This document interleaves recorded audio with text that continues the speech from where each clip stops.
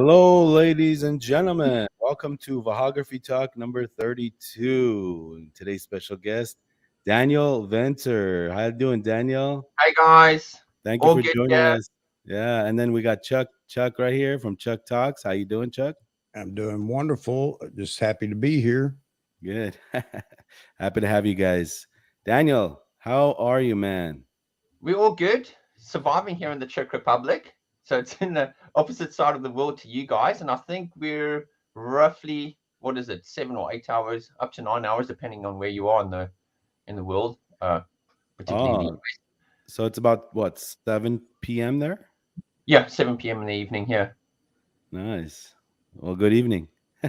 Good evening to you guys, or good afternoon to you guys, actually, or morning. 10 Yeah. Yeah, it's 10 o'clock here. o'clock in the morning. Oh gosh. Man, big fan of your work, portraits. You do a lot of work with the 200 f2 or 200 That's right. I think I've probably owned all the 200 F2s on the market. I think, with the exception of the Fuji, but yeah, pretty much the 200 F2 that was from 1977, one of the first ones from Nikon. And I had that, and that's where my love for that lens actually grew. And I just continued going from there to all of the AF versions and then all the other brands, uh, particularly the Canon f1.8 was a recent acquire. Nice.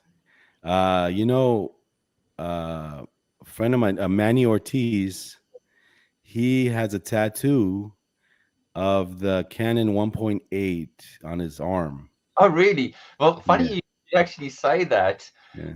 When I was actually looking for the 200 f2 compatibility in terms of putting it onto something like the Sony with the MT11 adapter, it was Manny's video that I watched where he'd actually done that and put the 200 f2 Canon on the Sony body.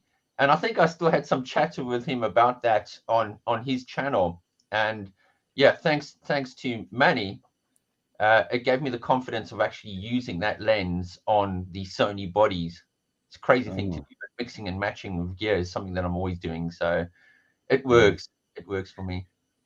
I want to take a second to just welcome everybody streaming in right now. Hello, everyone. Hello, welcome to Biography Talk. Mozman, Jeffrey, everybody. Nilo, Mike, good to see you guys. Happy to have you guys here. And we have Daniel Venter. I Guys, see I seen your work on Facebook. You're a prominent photographer on Instagram. I love your depth of field when you're doing portraits now. thank You're you. gonna have to walk me through that. Is it some kind of special sauce you're doing there? Well, yeah, there's actually a couple of elements that go into that process, and the depth of field that I create in my images is something that I try to do with all the lenses that I use. Currently, my current lineup really consists of the 50mm 1.4, uh, 85mm 1.2, 1.4, and 1.8. Although a lot of the stuff that I share on social media is taken with the 200 and the longer prime. So let me just go through that. 50mm 1.4, 85 1.8 is a primarily one of the primary lenses that I do use. From there, it's the 105, 1.4, 135, and then of course the 200. But I'm able to achieve some very good depth of field in terms of how I place subjects in a scene. I essentially try to get my subjects placed far away from background objects, so that amplifies the depth of field, of course. And then I'm always trying to really frame in tight to my subject. So even if I go in with something like a 50mm 1.4, I'm framing really close in, and I'm typically shooting a headshot with that kind of lens, and I'm Mm, creating that depth of field. So it's always that relationship between myself and the subject to the background. So when you look at my work in general, you're going to always see some form of lovely depth of field. So whether it's the 50mm 1.4 or the 200 1.8 or 200 f2, that's really where it is. And I think the other part of the source comes in the lighting patterns. nice. So you were in the when you start. How long you been a photographer now? I've been on. Well, I've been full time since 2013. Okay. So You started with Nikon, yes, indeed, yeah. and Uh, then now you're primarily a Sony shooter or Sony Canon? shooter, absolutely. I just recently acquired the Sony A7 IV, but my little favorite in the bag there is the Sony A9. A9. Okay. Yeah, yeah. All right. Yeah. I shoot portraits, weddings. Chuck, he's a photographer. He does all kinds of photography, studio photography. Look at his light setup back there. Oh, yeah. The only setup you got behind me is my lenses Yeah. and calibration kit there. I'm at my home studio at the moment, so yeah, going over to my studio would be a bit of a problem because the internet connection is a bit waffly there. I mean, I'm living in the sticks here, and my studio internet is really really rubbish. We'd never be able to handle a live stream like this. So yeah, um, Yeah, that's cool. Christian, hello from Germany. Nilo from London. Um, so you do workshops and you teach. You have a shoot, create, captivate. correct. Uh, Yes. Yeah. Talk to us a little bit about that. So, well, I'll take you through a little bit from the beginning.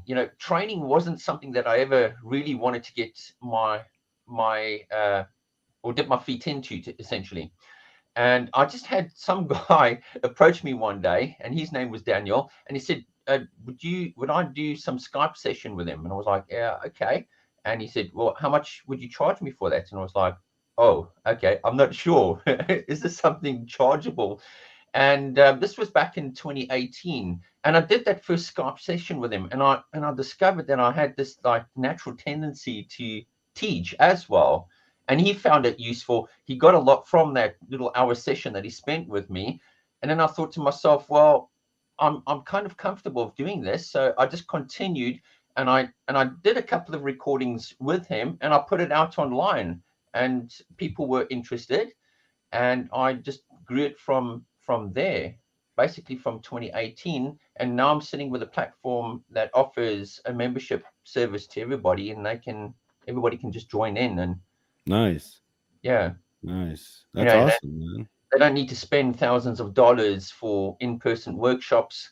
I can pretty much get my message through about my style via a digital platform, which is awesome nowadays, and you can just watch on the go on your phone or whatever.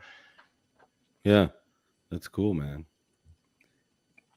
So I love the colors in your photos. So do you ever get any criticism? I know that a lot of people love what you do, but do you get any criticism about the saturation, the color palette? No, actually, Chuck, no, I don't. I think That's great. most of the criticism comes from people's desire to express their own opinions and what they looking for. Okay. Right, And the criticisms that I usually get is like, "Oh, you definitely added blur into your shots. That's no way you would have got that." And right. I think the other one is people criticizing me for, well, they think I'm lying when I say I use natural light, but I'm a natural light shooter outdoors primarily. I used to be a strobist, but I've found this little secret source to superb light at a certain time of the day, and it creates these natural catch lights in the eyes of subjects. And the weird thing is when people see those catch lights, they're automatically thinking, "Oh, that's got to be a strobe." So they'll argue to their death almost that I've used strobe, and I'm like, "No, I didn't. Please, here's my straight out of the camera. Here's my BDS, or here is in fact, I do a lot of some of my reels that I've created are actually through my viewfinder views, so people kind of see there and like, okay, he's definitely using natural light. But yeah, criticism is a bit low level. I don't pay attention too much to it, but That's great. It Mike just seems Fer like every photographer's a critic now with any work that's out there. yeah, for sure. Mike Fairwell says, been a fan for 2 years, but he launched out to your processing is what really got him the great colors work. Actually, the great color work. Thank you, Mike. Yeah, um, yeah. On the term in terms of colors, really, I think the thing that affects it the most is the type of light that I shoot in, and the color choices for my clients. I tend towards this more pastel kind of color palette with my clients, And that's kind of primarily because of the types of locations that I shoot in. And when I break down, hello James from Maryland, when I break down my whole process, really, there's three key fundamental areas. Number one is the lighting that has to be nice and soft and controlled, okay, however I reach it. And the second thing is creating that depth of field to add to that softness. Let me ask you about finding that light. Yes, So you say you do mostly natural light outdoors. correct, yes. What is your process of finding that soft light that you have? I'm going to show the audience here in a minute some of your work, Yeah, but yeah. I want to know your process on how you find that. What do you look for? Yeah, okay. So in terms of that process, it's quite really structured. Okay. So first of all, there's two ends of the day that I like shooting in. Okay. It's either going to be 2 to 3 hours after sunrise. Okay. And the other end of the spectrum is 2 to 3 hours, sometimes 4 hours before sundown. I'm looking for a time of the day where the sun is at a lower profile in the sky. Okay. And what happens then is that if I've got buildings or trees or anything that's high in nature, it's going to create a natural cast or shadow across an entire scene. So what I'm looking for is what they call an open shade scenario. So I'm placing, so if we get my orientation right here, if I had to place my phone here, the sun would be behind the phone essentially, okay? And I'd be this side with my subjects, and behind me would be open skies, open blue skies, and those open blue skies obviously have some form of illumination on them, in them, okay? My particular style works extremely well on bright and sunny days, believe it or not, okay? But a later part of the day, 2 to 3 hours before sundown, when I've got these long shadows, like that image that you've got up on the screen there now, behind them is essentially the sun is hidden away behind them, behind that tree line, and our direct light from the sun has been blocked out completely, either by buildings or trees. And then behind me, I've got open skies. I'm finding a little place in my forest or in my scene where I've got open skies behind me, and that translates into this beautiful soft light. You get what Let, I'm coming from? let me ask you something. Mhm. This image right here, this is wide open. Yes, that's wide open at f2. And you're probably gonna ask me, well, how do you get both subjects in focus? Am I right? Well, it's what lens is this? This was the 200mm f2 Nikon. Is this the manual focus lens? No, but this one over here was the VR2 version. So like I said, Oh, yeah, that's the VR2 one. version. That's the But one I have. you'll get confused when you look through others and you see where I've used 200. I may have used a manual version. Now, yeah, you got them really in focus, Mhm. and you're probably what? You're on the ground here, or Yes, and that's something else that alters my perspective, which ultimately alters how you as the viewer perceive depth of field. When I'm coming down low in my frame, I'm cutting out that viewable area of where you've got in focus area. Do you understand what I mean? So if I'm yeah. standing up shooting down at these at the image that we've got up on our screen here, for example, if I was shooting higher up down towards him, you'd see more of the ground in focus. But what I've done is I've essentially got myself down to their level, and I'm shooting square on them, and that alters your perspective and makes the image look a bit more fuller. But also at the same time, it creates this little thin layer of depth of field where you see in focus objects. Now Yeah. here you're using a softbox. No. No, We're this going to is get into sun. that This is conversation. natural light. Natural light indeed, yes. It's in my magical forest of natural light. I just love this location. Same as this one here. All my work outdoors is just in natural light. I've just found this little science behind it that works for me, and it's kind of weird. When I see it, I know it's there, and it clicks immediately. Even Wow. this one over here. I've got some reels on my Instagram that actually demonstrate the location pretty well there. Wow. It's just So one of those. Yeah, sorry, Joe. my guess on your depth of field using the 200 f2 is your distance from your subject is it's as important as the distance from the subject to the background. Is that correct? Correct. Yes. Yeah. Are you do you find yourself having to crop sometimes because the subject may be smaller to get that more depth of field at f2? No, I tend to try to frame as close as I can to the actual frame that I'm looking for. Now, essentially, when I'm cropping in post, I'm really just cropping down to my 5:7 aspect ratio, which kind of looks a little bit like a medium format kind of frame. Okay. Uh, but I'm trying to get myself as close in as possible. Now, when you find yourself in a challenge, when shooting long lenses of this nature and shooting wide open, it can be a technical challenge in terms of getting everybody in focus. Okay. And Right. there's a little bit of a science and art to that as well, keeping everybody's heads on the same plane of focus. You Right. know, I get this asked quite a lot, so maybe this is an opportunity to discuss that very briefly. You know, keeping everybody's heads in the same plane of focus is going to get everybody's eyes in focus.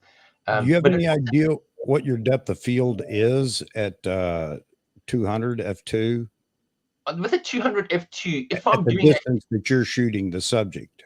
yeah. For example, if it's a full body shot, I'm probably got between 30 and 50 centimeters. I don't know what that translates to in No, inches. okay, that's fine. Yeah.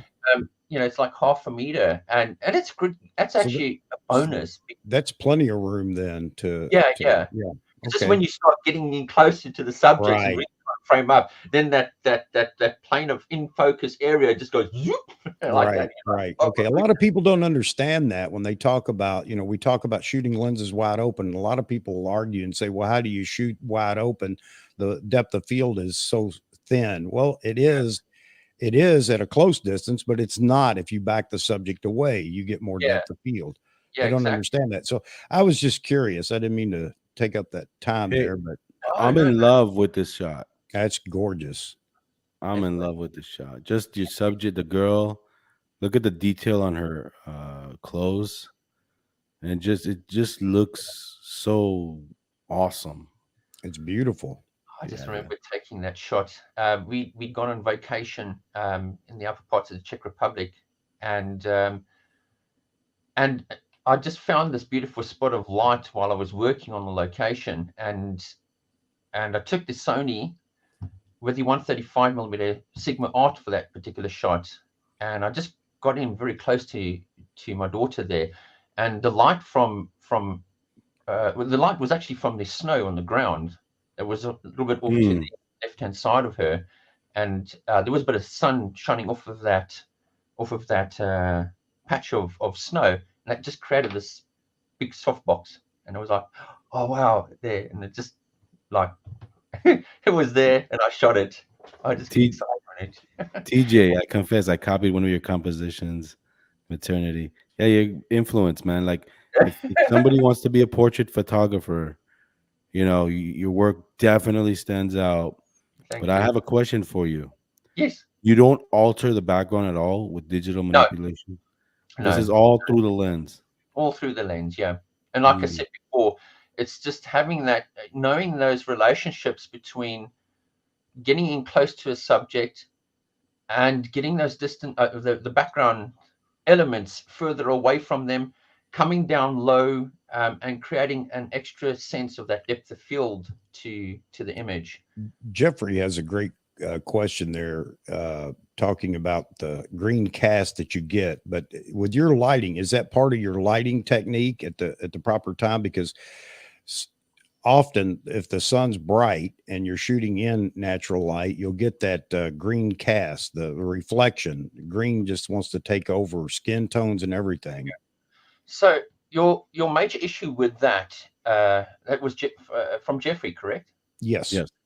So Jeffrey, in terms of that, it's really based on the time of the day that you shoot, because if you shoot with your sun overhead and you're standing in the shade of a tree, what essentially happens is that bright sunlight hits the grass and foliage around your subject. So while you have them in shade, there's still the influence of light bouncing back off the grass, off the greenery of your foliage in your vicinity, that casts that kind of green yellow light into your subjects. That's where the issue is. However, when I use my method of finding light, the sun being at a lower point in the sky isn't going to influence where I'm shooting, because the sun is behind an object, whether it's a building, whether it's a forest. The only light coming into my scene is actually directed from the open skies behind me, and it's soft in nature because I'm already shooting in what they call open shade. So I've got my subject and me in open shade.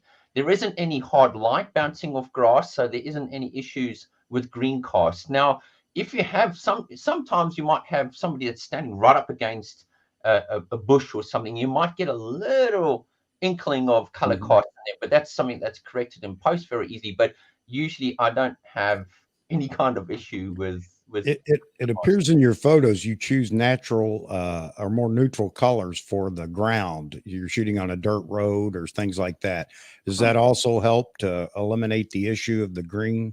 It does, in a sense, yes.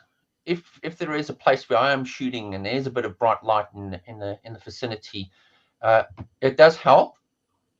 But I've been in situations where I'm shooting a wedding, for example, and I'm out at 3 o'clock in the afternoon and the sun is high, but I'm still able to find little parts in a location, like a venue behind the wall in the shaded area, and I might have another wall which is white that casts some good light back into the subject, like a giant natural reflector. And again, you know, when I Look at this. you can just work it in all sorts of. The color palette, the contrasting colors is fantastic. Do you often talk to the model or client and direct the colors that they're wearing and such? Oh my God, yes, absolutely. That's one of the key things as well. Obviously we're working in that good light. I was talking about those pastel tonalities and pastel colors that we've got in there, and that is one of the attributes that we do discuss with clients. The wardrobe they're going to wear. Now, it's not always possible that you get them dressed so well, but between my wife and I, we coordinate our clients in terms of the colors. And yes, it is going to be a pastel orientated color scheme, which is also soft, that contributes to the whole vibe that I've got going with the images. Soft background, soft light, soft nature. That blue and orange is just fantastic. The maternity photo, right? Yeah, it's a beautiful photo. Yeah, it's great that you got your family involved, like your wife and everybody's involved. The story actually behind that is that I used to live in the UK. I met my wife there in 2007, and then in 2013, 6 months after my daughter, well, sorry, three or 4 months after my daughter was born in 2012, we moved over to the Czech Republic, and I started from scratch here in a country where English isn't a native language. I moved into a little town of 2,000 people, and I said to myself, I'm gonna make my photography business work. This is something that I really like. And the launch pad for that was the birth of my daughter. I did a couple of newborn pictures with my daughter, and I sort of just had that little bug, and I said, right, we're going to be in the Czech Republic. There isn't any backup plan here. I'm going to have to make my photography really work. The amazing portraits we're seeing, I assume those are your beautiful daughter, right? Yeah, well, if it's the blonde girl with the curly hair, yes. Otherwise, I've got a huge family. Awesome. I'll tell you, you're going to have trouble later on, Daniel. She's gorgeous. Hey, here, Reich, Reich. This is a very interesting comment. It's up to the photographer how he creates his images, and it's good to have a variation in your work. For those who want to restrict you, that's their problem. And greetings from Maryland. Now that makes sense, Yeah, no, for sure. I think that comes down to sort of your brand identity, and often people will know my work before I've actually mentioned a name, and I can identify with it, and that comes down to the consistency, what you're looking for as an artist, and what you get happy with.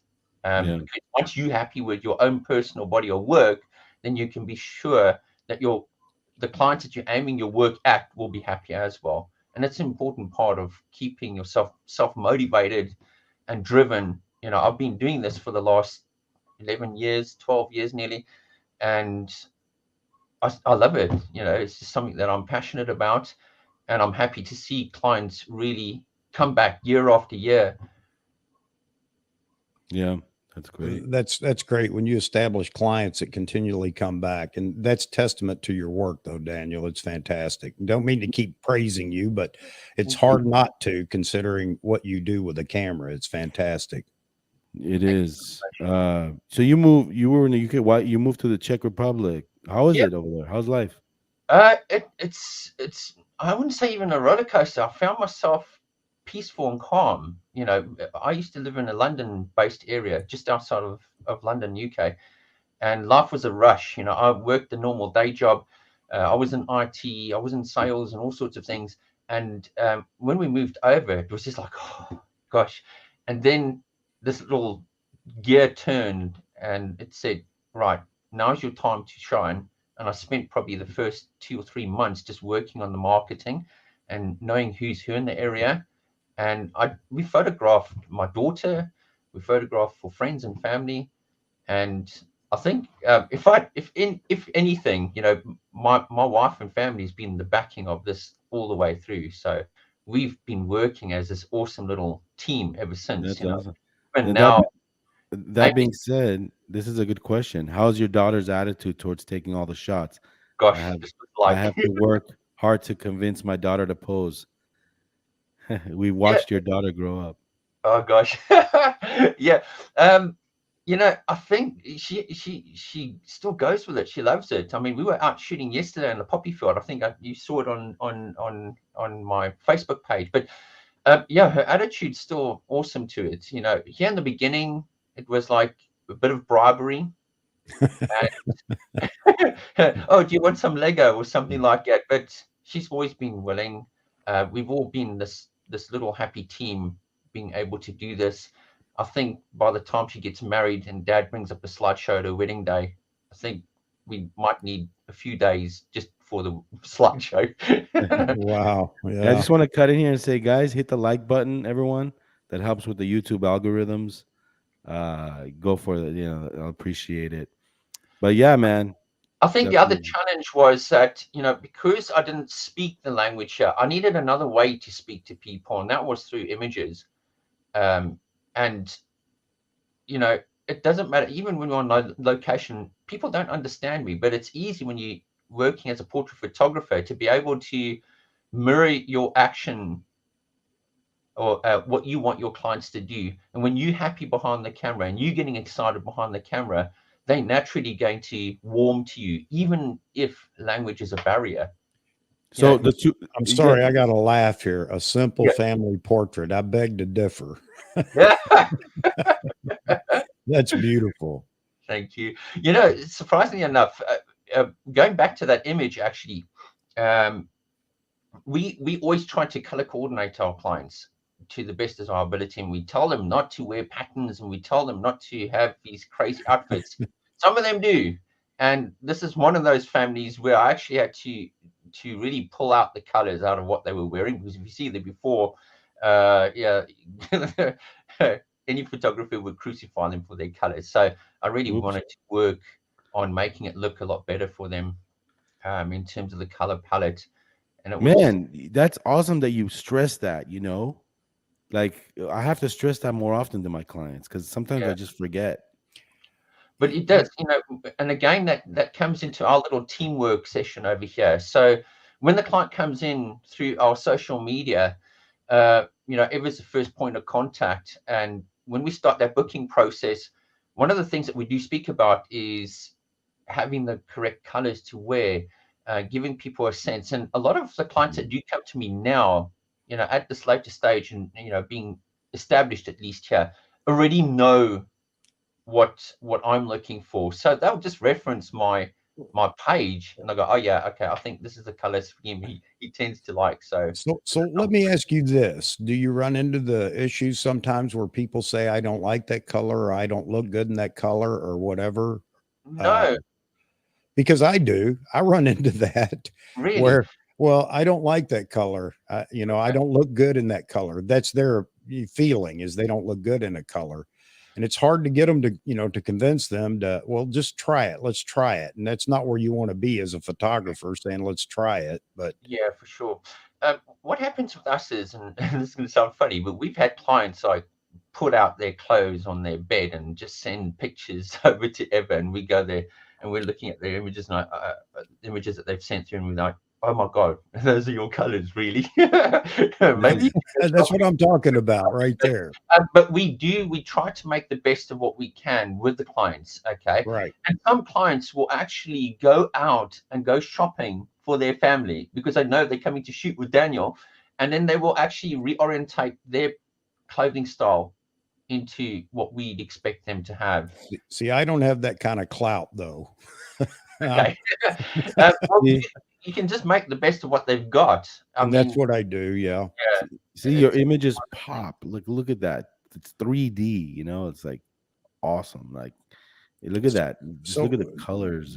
That's something we haven't talked about, and that's the elephant in the room. this. I'm sure with a lot of people here is beautiful, beautiful. I mean, what you capture in camera is fantastic, but I have to ask, what kind of editing goes into really making it pop like that? I know you get the physics of the lens with the shallow depth of field, but I'm guessing for the lighting, you work on that, or you have a system in editing to really make the subject pop.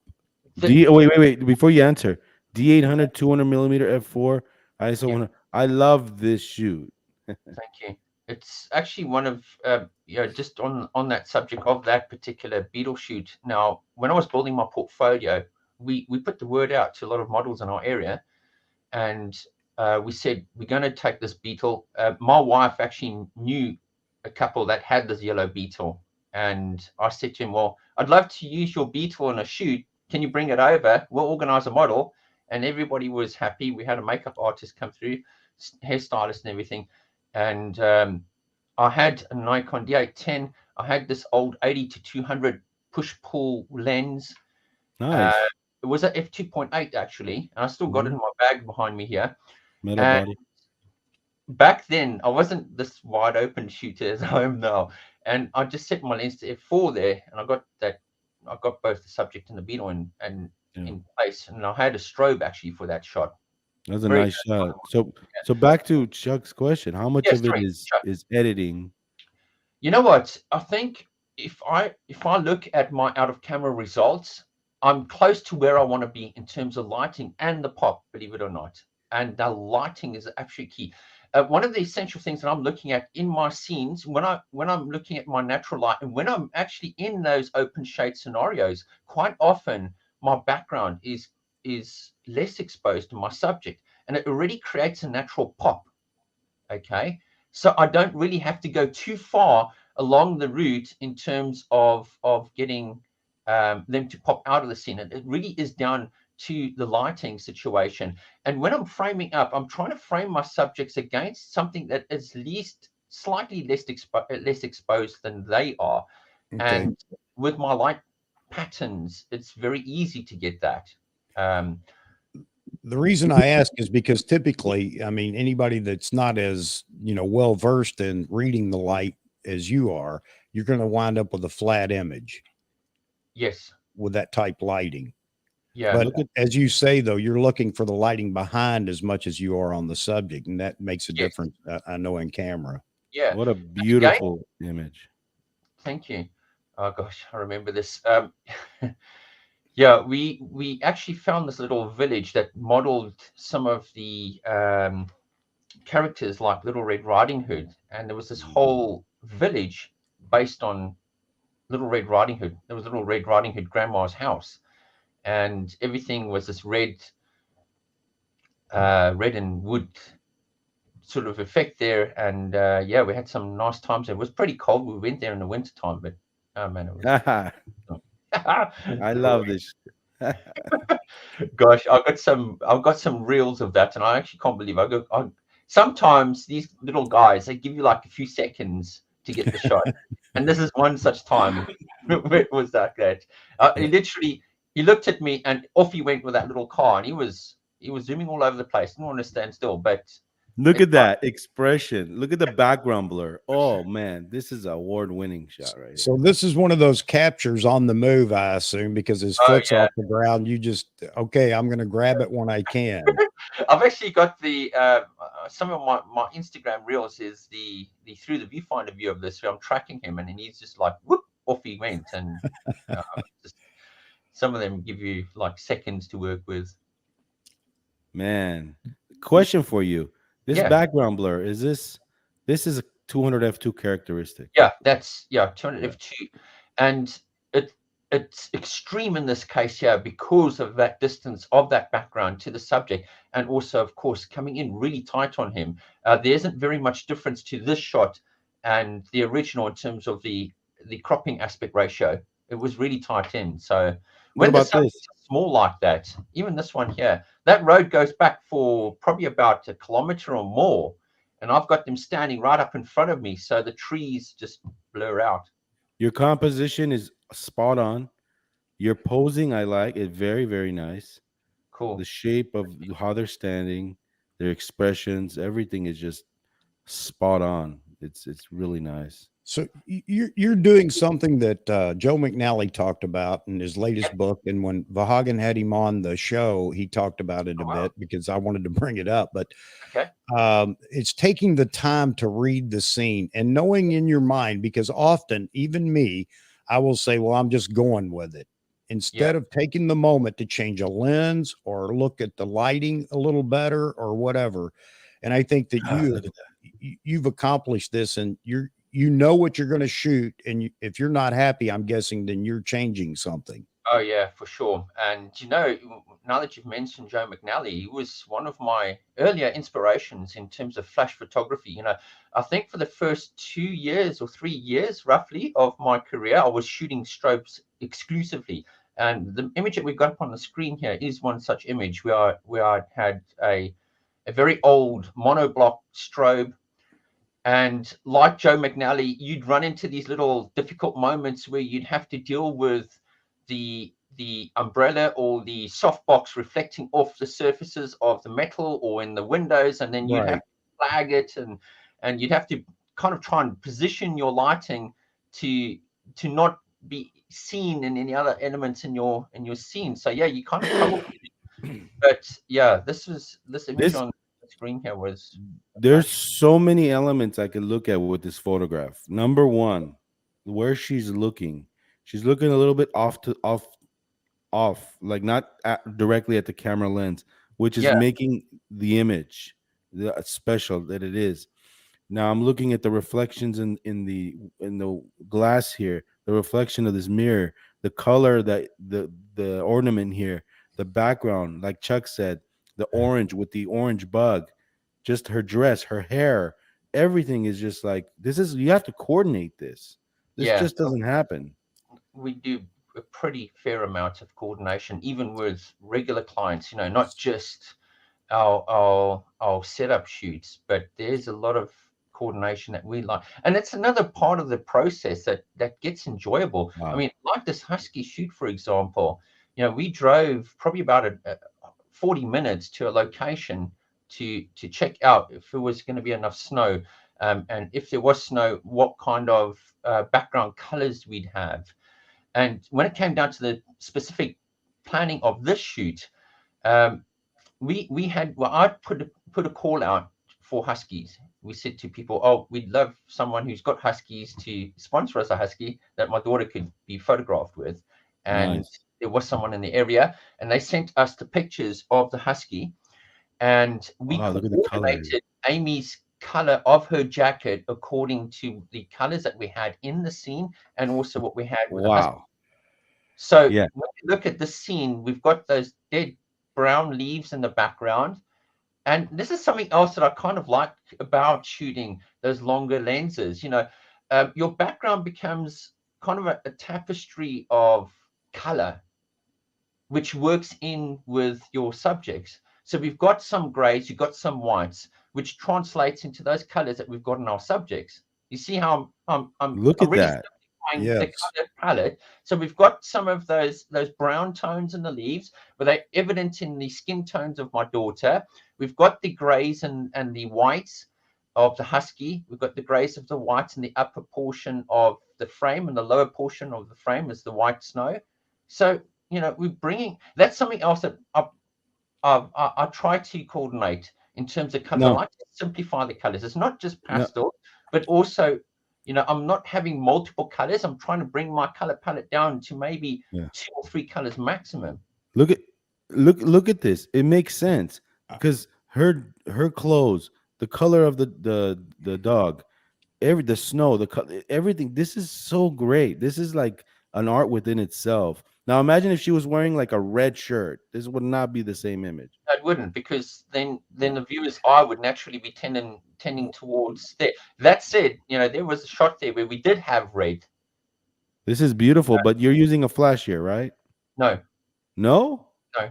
because when I shoot in snow, I find that this part gets like I find No, that this there are some other examples there, because even in these situations, okay, there is a lot of flat light that comes up into a subject. However, if you do have a little bit of more light in your scene from the left or the right of the subject, you can actually turn your subject and you'll have that main light coming across your subject and create a directional form or source of light in your subject. So let me ask this on this subject and the one before it, or this photo and the one before it. Is this just fortunate that you get a day when maybe it warmed up enough that you get the moisture in the background, a fog or Yeah. something like that? Because I'm sure some people would say, well, that's a smoke machine or a fog machine or whatever.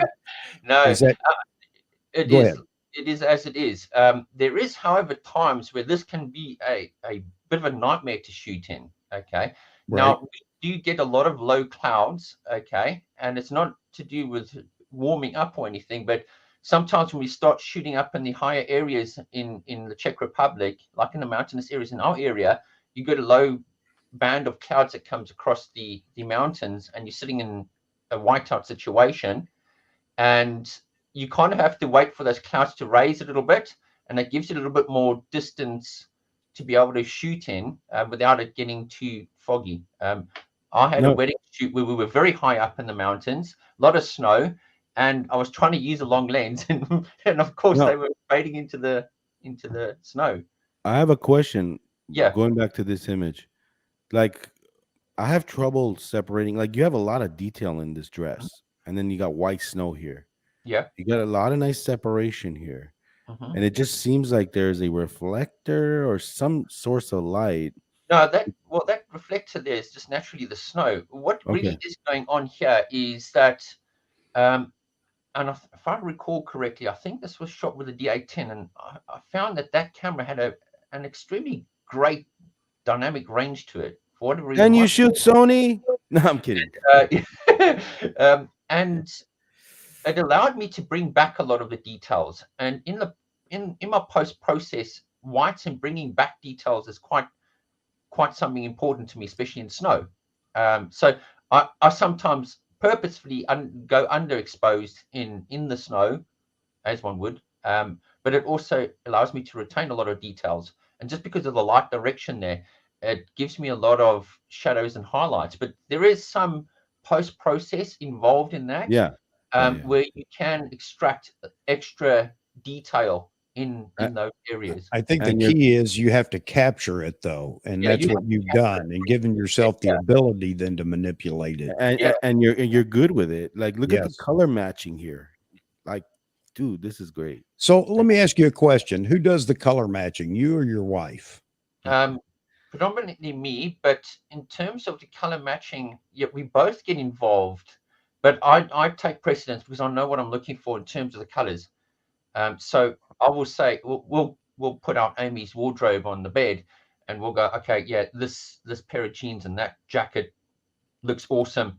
Or I'll tell Eva, right, I'm looking for a maroon jacket. Can we make one? Look, Yeah. And look at the color match from the So jacket in the barn. there again. So my wife has to dress me. I have Garanimals tags in my suits that I used to wear all the time because I can't. Man, That, Just a quick tip today. yeah. If you're looking for inspiration in terms of getting color coordination right, you can go to Pinterest and type in there clothing wear for photo shoots, and you're going to get a ton of ideas there in terms of color matching. So who looks over your shoulder when you're doing this to make sure that you haven't missed one of the finer details, maybe something in the foreground or a branch in the way or something like that? Me. Just you. Yeah, You're just better me. than I am. I need somebody to look over my shoulder and say, do you really want this in the photo? And all it takes is a little reorientation or orienting the background or whatever. Charles asked, I think you went over this, but yeah, it's like 2 hours before sunrise or no? Yeah, 1 hour? it's yeah. Oh, sorry, in the morning, yeah. Yeah, Okay, like so yeah, what time? Yeah, okay, sorry, yeah, okay, I see the question now, Charles. Okay, so my time frame gives me at least 8 hours of a day to shoot in. If it's sunny, if it's not sunny, then I've even got more hours. But essentially, it's the morning time as at sunrise, from sunrise to about 3 or 4 hours after sunrise, and then before sunset. Well, I'd say roughly 2 to 3 hours, but sometimes 4 hours. Depends on the time of the year. Getting out at different times of the year changes because obviously your sun is addressing the sky at a different angle. As your year gets later and later, as it gets later and later on in the year, the sun falls down at a lower profile in the sky earlier and earlier and earlier, giving you more time to shoot. So it just works. man, Jeffrey, he makes a really good point here. Coordinating clothing color to complement the scene is fantastic. Like, yeah, I tell clients to wear, clothes, but I never thought of it that deep. Mm-hmm. It's like that's good. It's something kind of crazy. We've got a family that comes to us almost every year now, and they're not great with their styling in terms of the colors. And they always they'll always tell me, "Well, Dan, can you change the colors?" And I'm like, "Yeah, sure." And sometimes while we're on the location, I'll tell a client, "Look, I'm going to change your dress to blue, or I'm going to do this color change," and they're really happy with that. Wow, because you see something in the scene. And I have a question though with the white balance. yes, Shooting. Where I was going next. White balance and color profile in the camera. Or what profile do you shoot? Yeah, well, you shoot raw, obviously, right? Yeah, I shoot raw. I've never really bothered with any profiling. The only time I actually got myself concerned with profiling was, surprisingly enough, with the Canon EOS R5, and that's sort of got me getting to look at the X-Rite color profile checker, because inside of Lightroom and Photoshop, the Canon EOS R5 colors look weird, and I had to profile that camera. Other than that, I don't look at any camera profile. So I actually am happy with what I'm get with Nikon and Sony inside of Lightroom and Photoshop. And Now, I leave it on the Adobe color profile. In terms of, yeah, sorry, go ahead. I was gonna, as far as white balance. Yeah, so when it comes to white balance, now there's a little thing there that people go, "Oh yeah, I'll just keep my camera on auto white balance, and I can, if I'm shooting raw, I can fix it in post." And that's fine. If you want to work with that kind of workflow, that's all right. I would never knock that. But for me personally, in order for me to get good, consistent colors, good, consistent skin tones, I'm actually specifically balancing my camera to the scene's light, because I don't want to kind of second guess it when I get back to my editing station. Okay. Because what happens is when you've got your white balance in order, it sort of waves everywhere. Okay. You might have somebody decides to do a change of clothes, and then suddenly you've got a slightly different color balance, or you might change your lens and then you've got a different color balance there.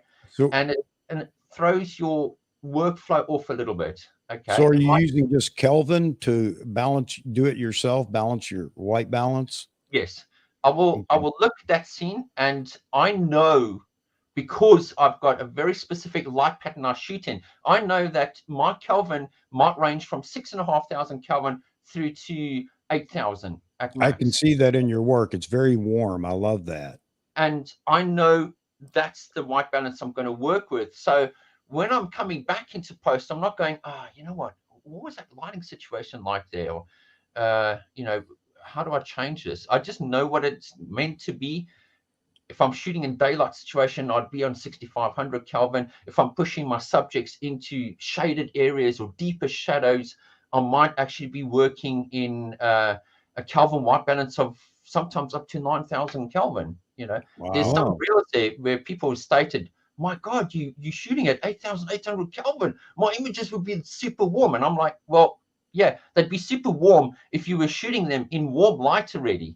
Yeah. Okay. However, shooting in a shaded situation, you'd find That yourself with a higher Kelvin to Yeah, add the warmth back into your shot.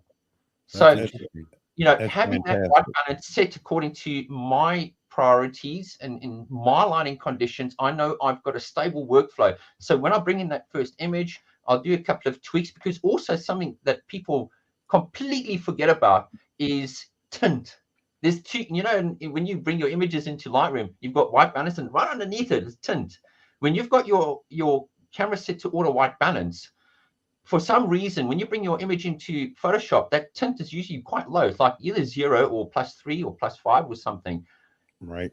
Although when you go and shoot custom white balance, like for example 7500, and you bring that image into Lightroom, you might see that suddenly you've got a tint value of +13 or +16. It's usually higher, and it gives you a different perception of skin tone. So that tint value is quite important in that process, because So that do you adjust that when you're editing?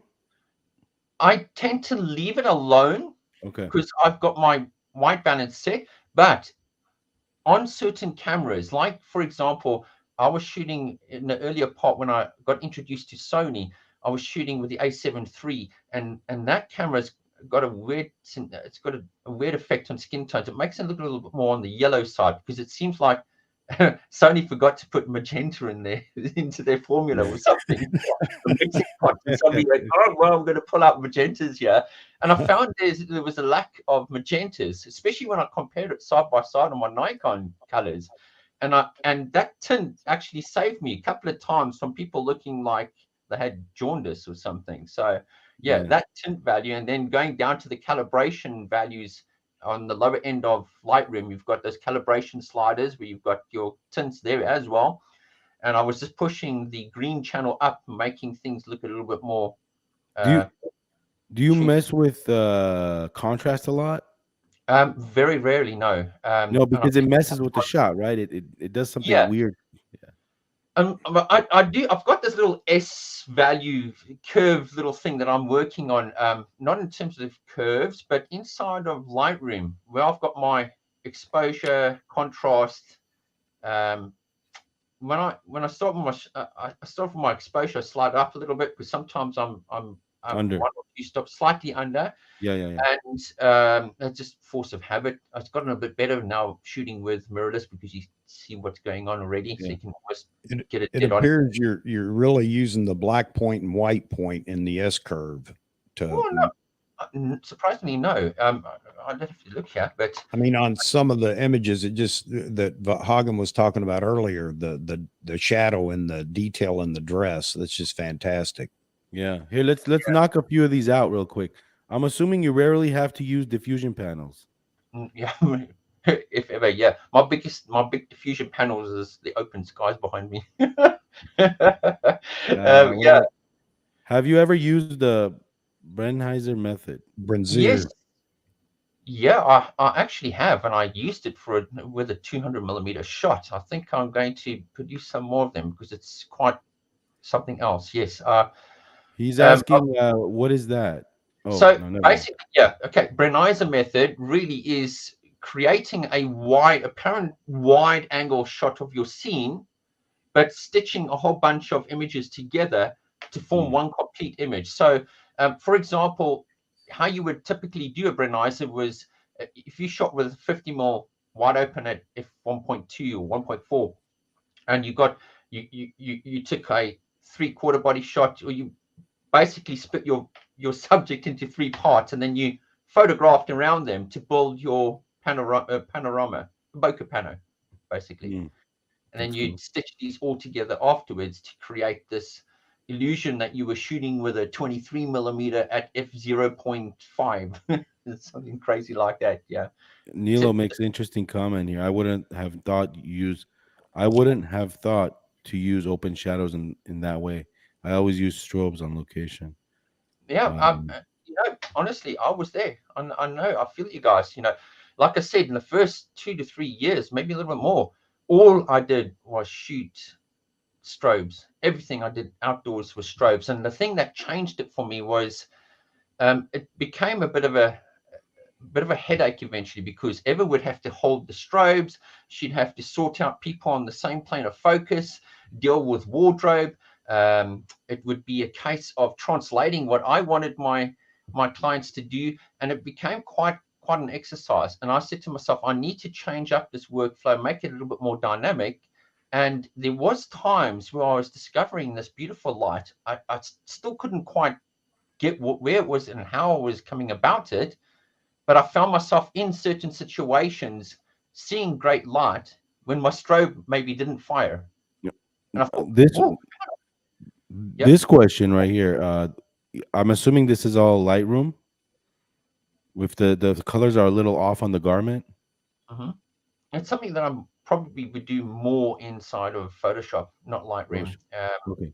Lightroom is limited in terms of what you can do. It's gotten a lot better, admittedly, but most of the lifting work in terms of colors is something that comes in the process of getting your client correctly dressed first of all, and then if there is any necessity to change colors, then you're just Oh, discussing that first of all times.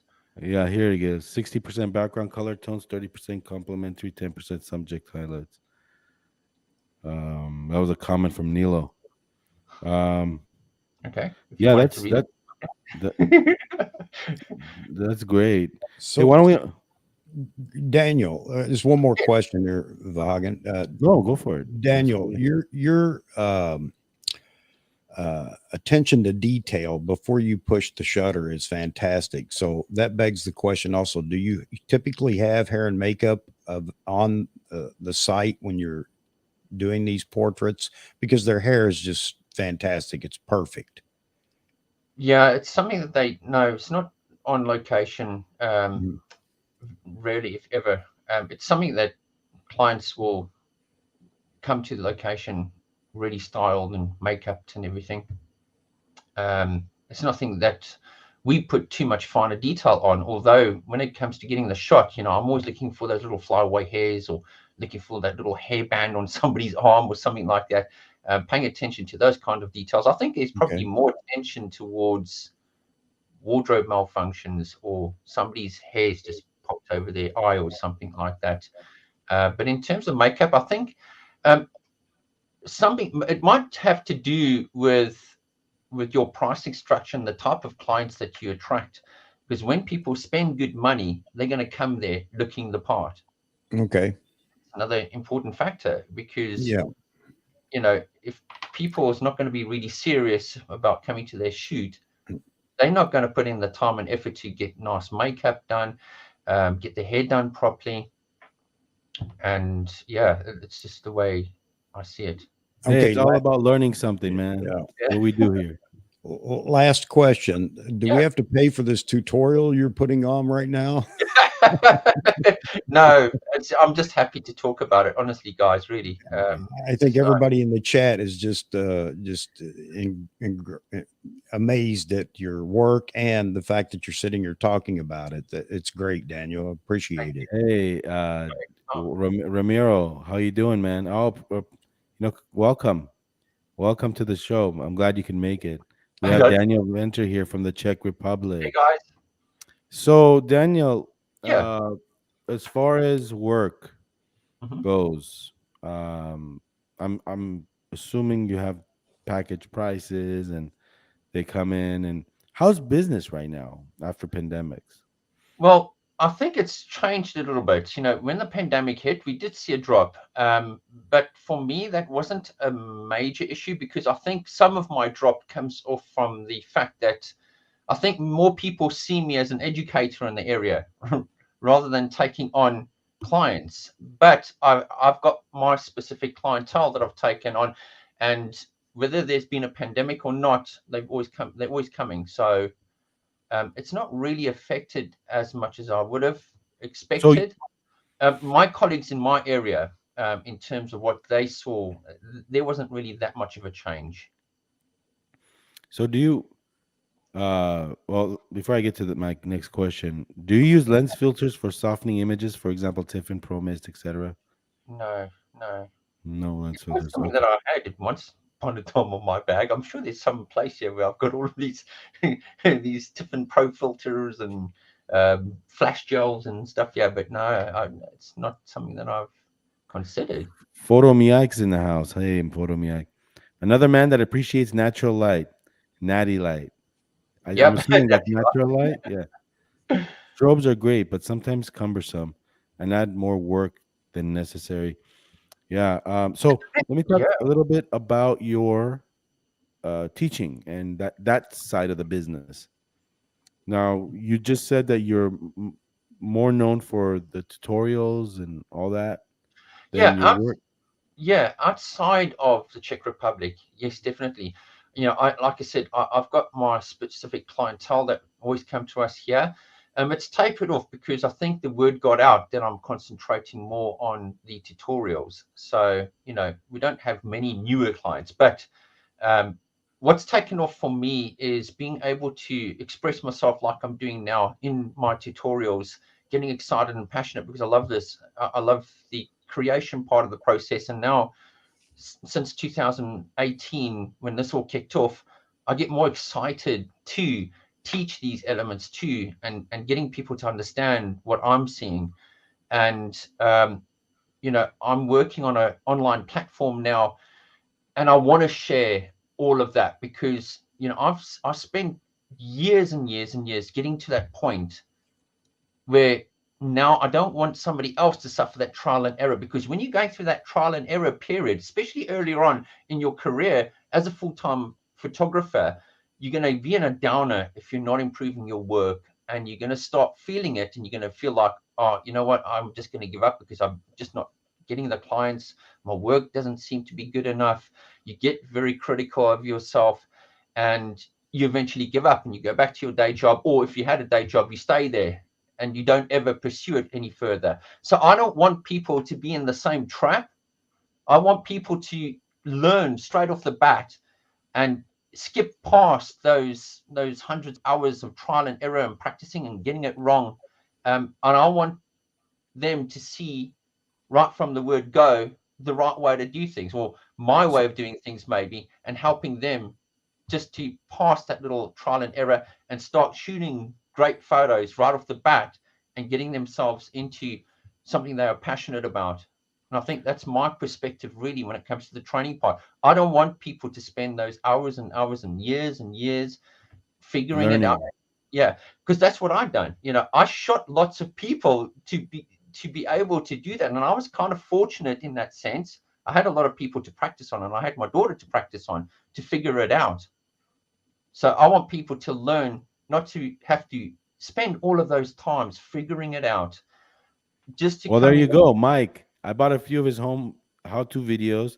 They're very easy to follow, and he explains what and how he does very well. Uh, Thank you, Mike. let me ask you something, because you definitely offer a beautiful service, especially for photographers that looking for these kind of results. These results are phenomenal. They are upper echelon, top tier quality portraits. And but I have a question as far as the teaching business goes. How Yeah. is it going? Is it good? Is it Yes, lucrative? Yeah, it's it's good. definitely something I enjoy, and it's not so much for the money. It's just that I like people to be able to absorb something new, and especially these times when, or I think we saw a boost in the COVID times when I thought it would be a downer, to be honest. But we saw more people trending towards online services, so we were perhaps right there at the right time, essentially, and we saw it grow there. But I'm happy to be able to teach someone who might be sitting at home, might be jobless, and then being able to, take what I teach and apply it while they're at home. And then, things are looking up already for a lot of people. We don't have these lockdowns anymore. People are starting to carry on with their lives and their businesses. And now they've got a footing at least. And they'll go, I know I've watched a couple of Dan's tutorials and I'm able to now go out and confidently shoot what I love doing. So yeah, no, I know, and I get asked this question all the time.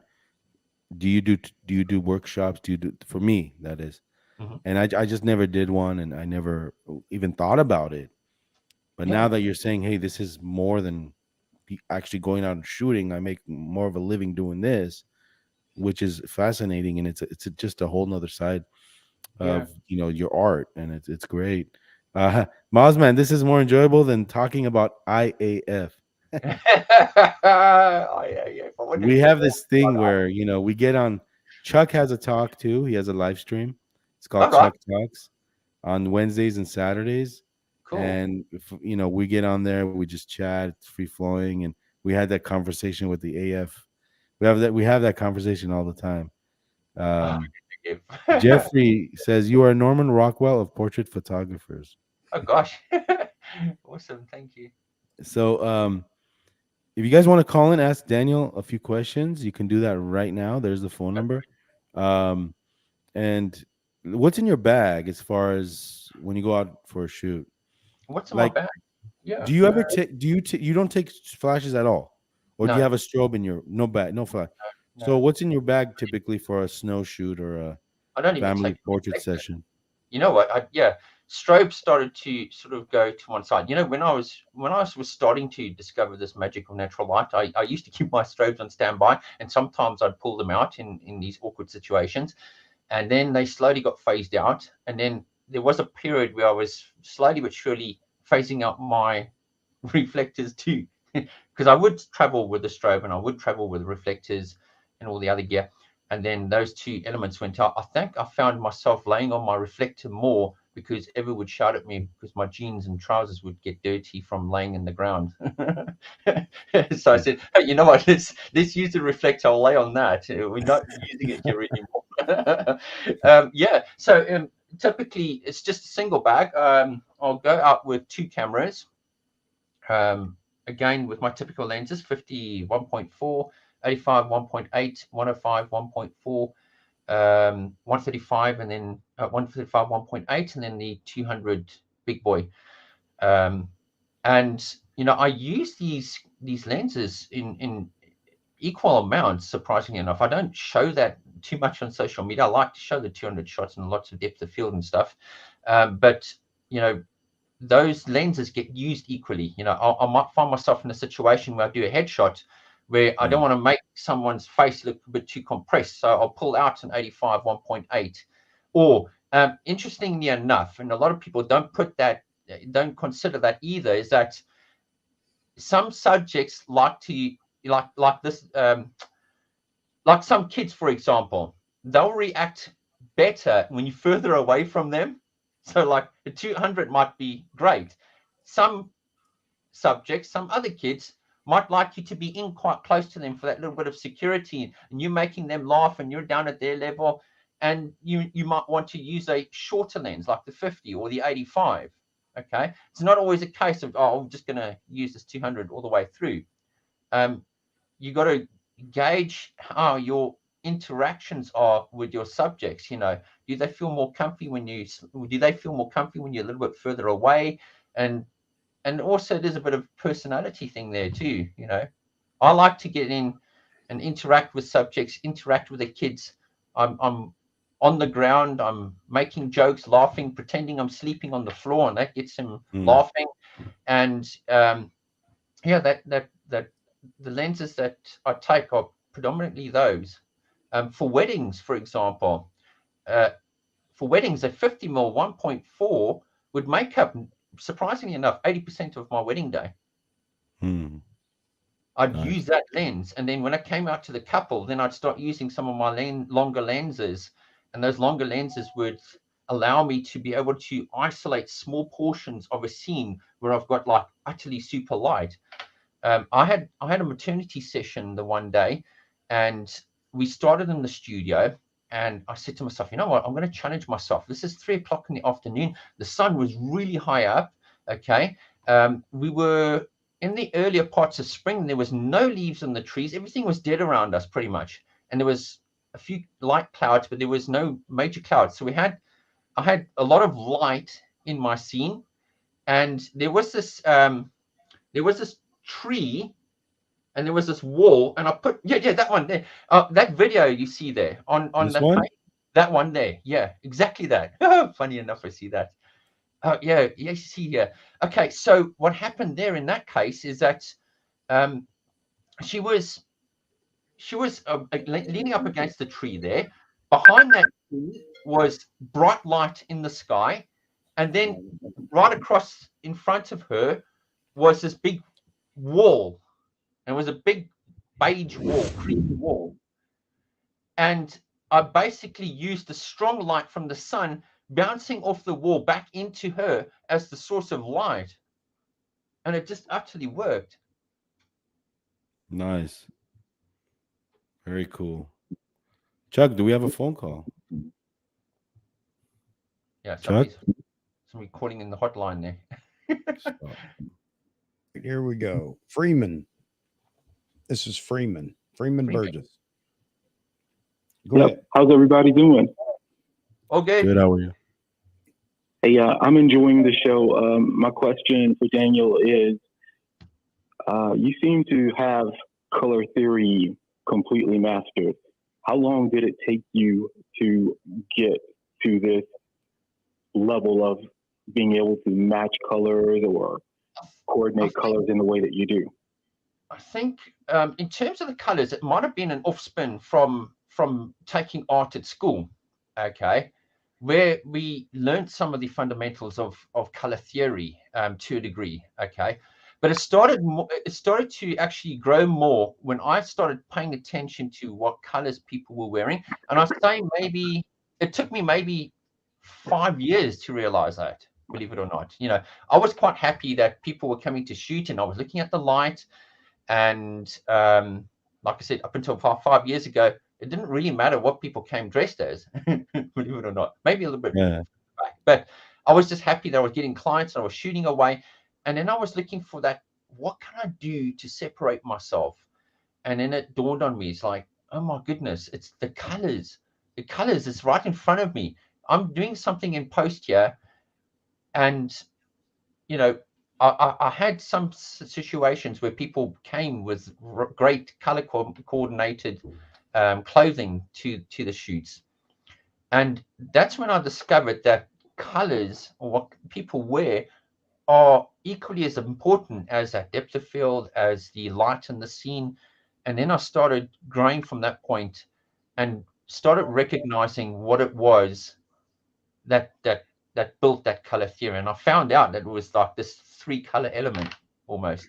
Wow. That's Just something I never even thought about. Like, right, Chuck? Yeah, absolutely. That's the questions earlier talking about that. I think it's fantastic. Well, we don't realize these things. You know, we all like jumping after the technical side of things. We looking for Auto those AF. Auto AF, yeah, IAF, and we're all looking for those technicalities behind it. And I was there, you know, and you know, over time you develop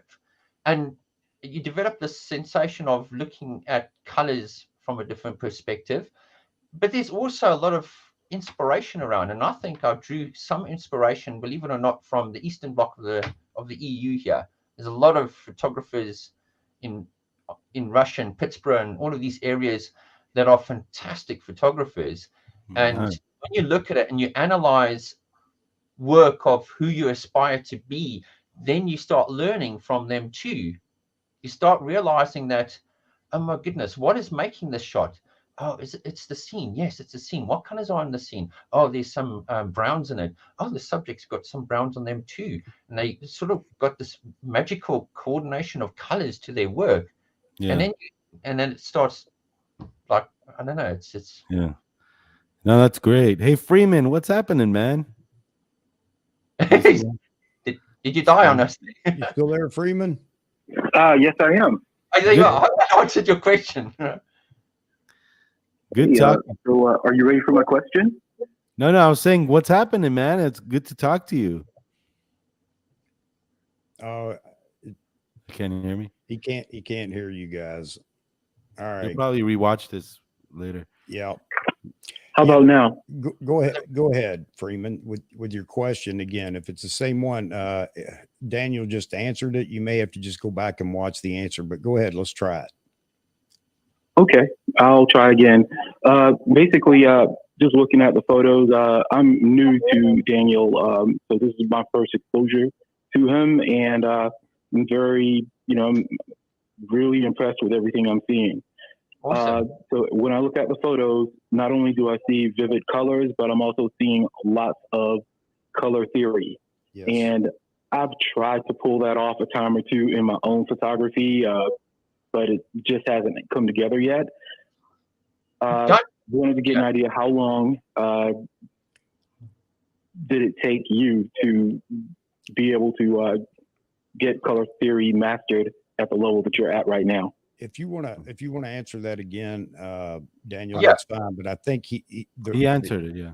Yeah, he's not hearing your response. So I was just gonna say, So I'll just Freeman, play back. okay, all right. Sorry about Freeman, that. thanks for Freeman. calling, man. Good No talk. problem. It's a great show, guys. Keep it up. Thank you very Rock much. and roll, man. All right, See, I know Freeman. He's been a viewer of mine for a long time. But see, this is what we do on Vahagraphy. Get together, the community. Freeman didn't know about you. Now he's a big fan. You know what I mean? Like, this is what we do here, Chuck. It's Yes, beautiful. exactly. Yeah, and everybody beautiful. learns. It's fantastic. When I actually saw the channel and I saw who you'd spoken to before, I was quite thrilled. People like Manny and all the rest, and it's like, Yeah, I'd no. like to have a chat with you guys too. Yeah. Hey, man, you're a very, very talented portrait photographer, and you know what you're doing. You teach. You're showing their love, and also making a living teaching, which is awesome. That's something that I want to do. Because how much can I shoot weddings? Like, I'm getting older.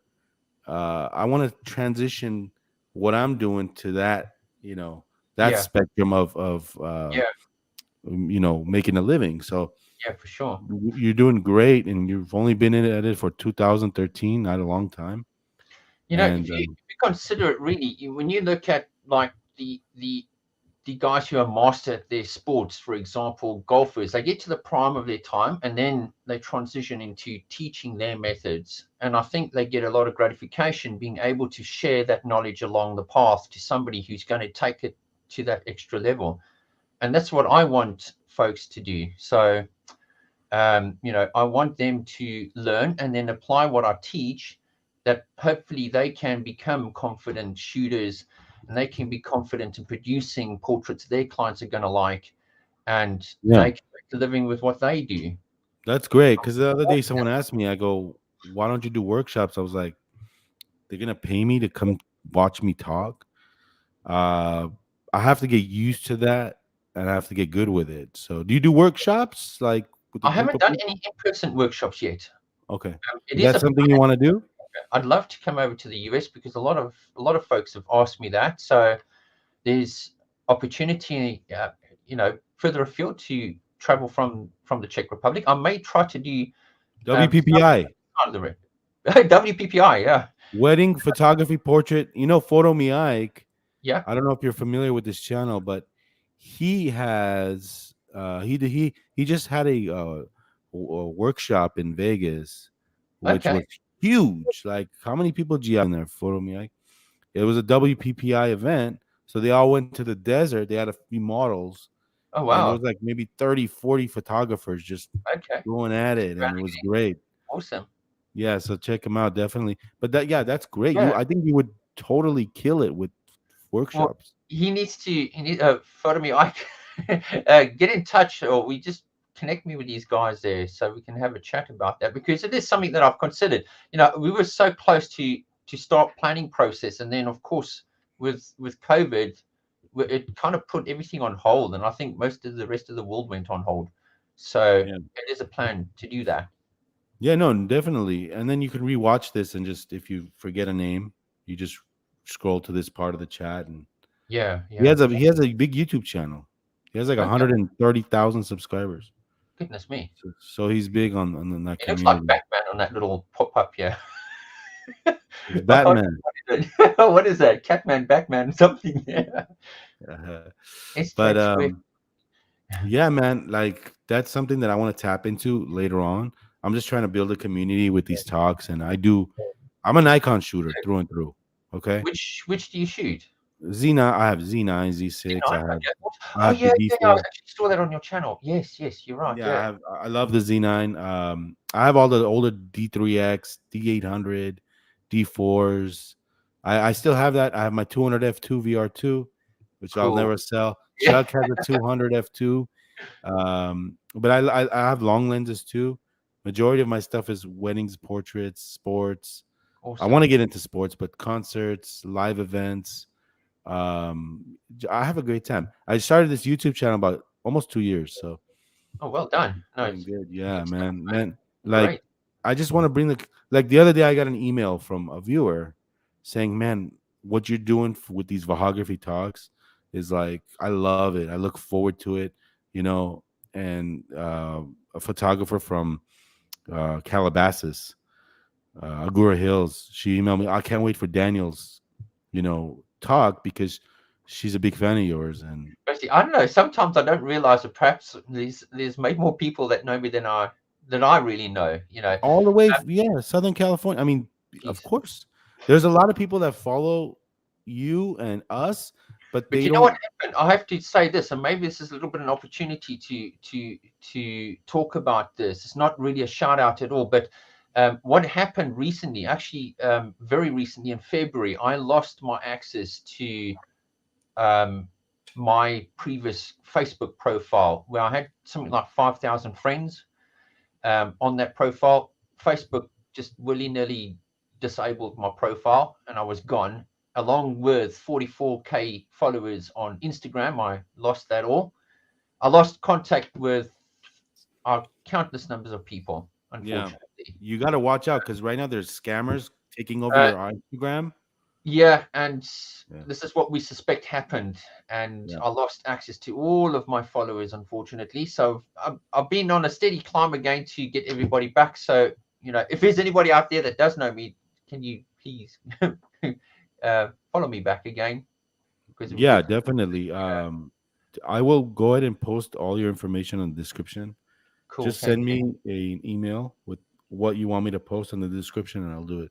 Yeah, because I'm sure there's a lot of people that suddenly realize that I'm not around anymore and they're not following me. And I've had some people in the last couple of weeks that actually message me and go, "Is this actually Dan? Is this another profile? What happened? Did you get angry with us? What did we do to you?" And I'm like, "No, I didn't do anything. I haven't done anything." And Facebook disabled my profile. Just He's definitely worth it, guys. He definitely I learn a lot, and it's great. TJ has a question about locations. Do you scout locations, or you just go anywhere? No, we do scout locations specifically for the times of the day we shoot, and I think there's a bit of a sense of adventure when you go to a new location, but because of the time of the day that I do shoot, there's generally always a form of great light in some way or another. And I'm basing my locations primarily on the light, but also the type of color palettes I'm going to have in the scene. So I'll coordinate clothing according to those colors. Like yesterday, for example, we went out to a poppy field and I'd never been there before. I didn't really know what kind of light patterns I might have there. But I know that in a lot of the fields here in the Czech Republic, they've got trees that grow along the fields that act as natural wind barriers. And I'm sure it's like that in the States as well. Most agricultural areas will have rows of trees next to their crops or their fields. And this poppy field had those trees there. And because of the time of the day that we went to shoot in, the shadows from the tree line actually spread across the field. And it made it so easy to get wonderful soft light patterns while having open skies and a clear day. Having the open skies behind me act as the soft box for my subjects. So, while I'm prioritizing light, I'm also looking at what is happening in my scene, and I'm picking these locations where I've got number one, good light. I've got number two, there's minimized distracting elements. And number 3, also, you got to look at what kind of colors are represented in your backgrounds. Because if it's multiple colors and you know, I've seen images where somebody's taking a photo of their child, and in the background you can see swings and signboards, and they all got different colors, and suddenly that throws your entire color palette of your image off, and that like destroys your composition because somebody's eye is wandering off to the red Coca-Cola sign behind on a building, or you know. I love this. These old Nikons. Yeah, Nikons. Yeah, I got introduced to the 200 f2 manual focus lens back in 2017, and this specific location with these what is it, cherry trees, and no, sorry, peach trees. It's a peach tree farm, and we went there to get photographed by another photographer. It's in the city, about 40 minutes away from us. And he said, Dan, I've got a lens here for you to play around with. And it was this 200mm f2 manual focus. And I got my hands on it, and it was just like me and that lens fitted together instantly. The Nice. throw and the turn of that focus ring was so light. I could turn it with my little pinky finger. It was just so beautiful to the touch. And I got that taste of his 200 f2 at the time, and he spoiled me. And a month later, I was searching high and low for a manual focus 200 f2, and I managed to source one in the UK, and they got it shipped over to the Czech Republic.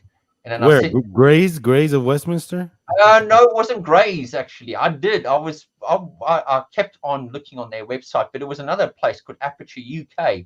I managed to source one there, and they sent it over to me. And then we met up again afterwards for a shoot again, and we just hung those 200 f2s together on the tree there. We said, oh, money doesn't grow on trees, but lenses perhaps do. How much is that lens now? Like if you were to buy it? I think I might have been the guy who single-handedly might have changed the value of that lens. You probably did. Yeah. Yeah, I've got a feeling I did do that, to be honest. Look at this. Look at this composition. Oh my God. Yeah, that road, that colors. Again with a manual focus there though. This is the manual focus? Yeah, manual focus. And we talk about, Chuck, we talk about all the time IAF. This is art right here. Yeah, but it's a different situation, and I think it's fantastic. Here you can slow down a little bit. So, yeah, but he's dealing with a dog. Yeah, but he's shooting on the same plane. Autofocus isn't going to change what he's doing.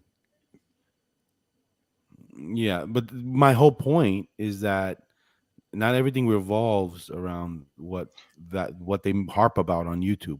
Yeah, you know, well, we've been saying that's a whole different subject, though. It does when it comes to influencing people. That's the problem with it. Something interesting, that one that you actually over now, that was shot with a manual focus Samyang f2. This one. Yeah. And what is this you're using here? Well, yeah, that's my lovely wife stuck underneath there. She became my voice activated light modifier. But there was no flash in there, by the way, but it's basically a shoot through umbrella. Yeah, translucent umbrella. Yeah, translucent umbrella. And I took it out just for the challenge of the moment. You know, if we don't challenge ourselves, we don't really grow. So I said to myself, what happens if I didn't have a strobe? I could actually use a big soft translucent umbrella, and I would block out direct sunlight from the subject, and that essentially just created a beautiful soft wash of light on the subject. Man, you're inspiring me to take my 200 f2 out. Like seriously. You know, sorry, just coming back onto that point about IAF. Yeah. I had a year experience with the Nikon Z6 and the 200 f2 VR, and when you start working, when I started working with that lens, putting me back in the scene, I actually had a little bit of trouble with IAF. So I was finding myself more switched onto the regular focusing because of the distance. Admittedly, they've got a lot better with it, but that distance to your subject, the eye tracking would fail sometimes. It would show a face, and then you'd have all these little dancing red focus points, dancing around, because you're already quite far from the subject with that particular lens. So I found myself, when I was shooting with the Z6 and the 200 f2 VR1 and VR2, I did have this tendency of actually switching off IAF and using regular focusing. Oh, yeah, exactly. I mean, this is art. This is you're creating. And look at, is this the color match of the jacket and the dog? Did you do some work here? No, that was again the work there was my lovely missus here. We color coordinated. The lady sent us a picture of the dog. Oh, here she is. Hiya. That's Hello, Emma. nice to meet you. Hello, nice to meet you. She's watching over my back here. I'm listening. He's not telling you tips. There's the boss, huh? Financial manager and admin. Nice to meet you. And Here's the other part of the. everyone to Hey, Oh, there's the star. There's the star. Hello. She's Yeah, famous. Sorry, say again. She's famous. You're famous, Your darling. daughter. Beautiful family, Daniel. Here. Thank you, guys. Okay, we leave you. We leave you. Beautiful Bye-bye. family. Bye. Nice to meet you. Nice to meet you too. That's great, man. You got the support of the family. Yeah, it's been our little clique and our little teamwork that's always just held us together here. And when things are tough, and you just push forward because you got that support. And I think, again, just coming back to the training part, this is something that I want to express to people, is that if you get yourself into a position where you are confident and knowing everything that you need to know about your camera, about the scene, about the art behind photography, then you can confidently go out there and grow your business without having those extra barriers. So you can start producing awesome portraits, and off the back of that, when you've got a nice strong portfolio, you can stand out on social media. Then you can start growing your business. It all interlinks at the end. Well, there's so much talk about the 200 f2, 200 1.8, and everything else. And you, as Vahagan said, you probably raised the price of any used 200 millimeter lens, whether it's Canon, Sony, or Nikon. But often people will ask about that lens, and my response is, you'll find a reason to shoot with it. Yes, it's big, it's heavy, but I've shot events all day long carrying that lens around. As a matter of fact, the shot on the screen behind me is with the 200 f2 in a crowded parking lot at a motorcycle event, and it's fantastic what it can do, even with a short distance to the background, which this is obviously that case.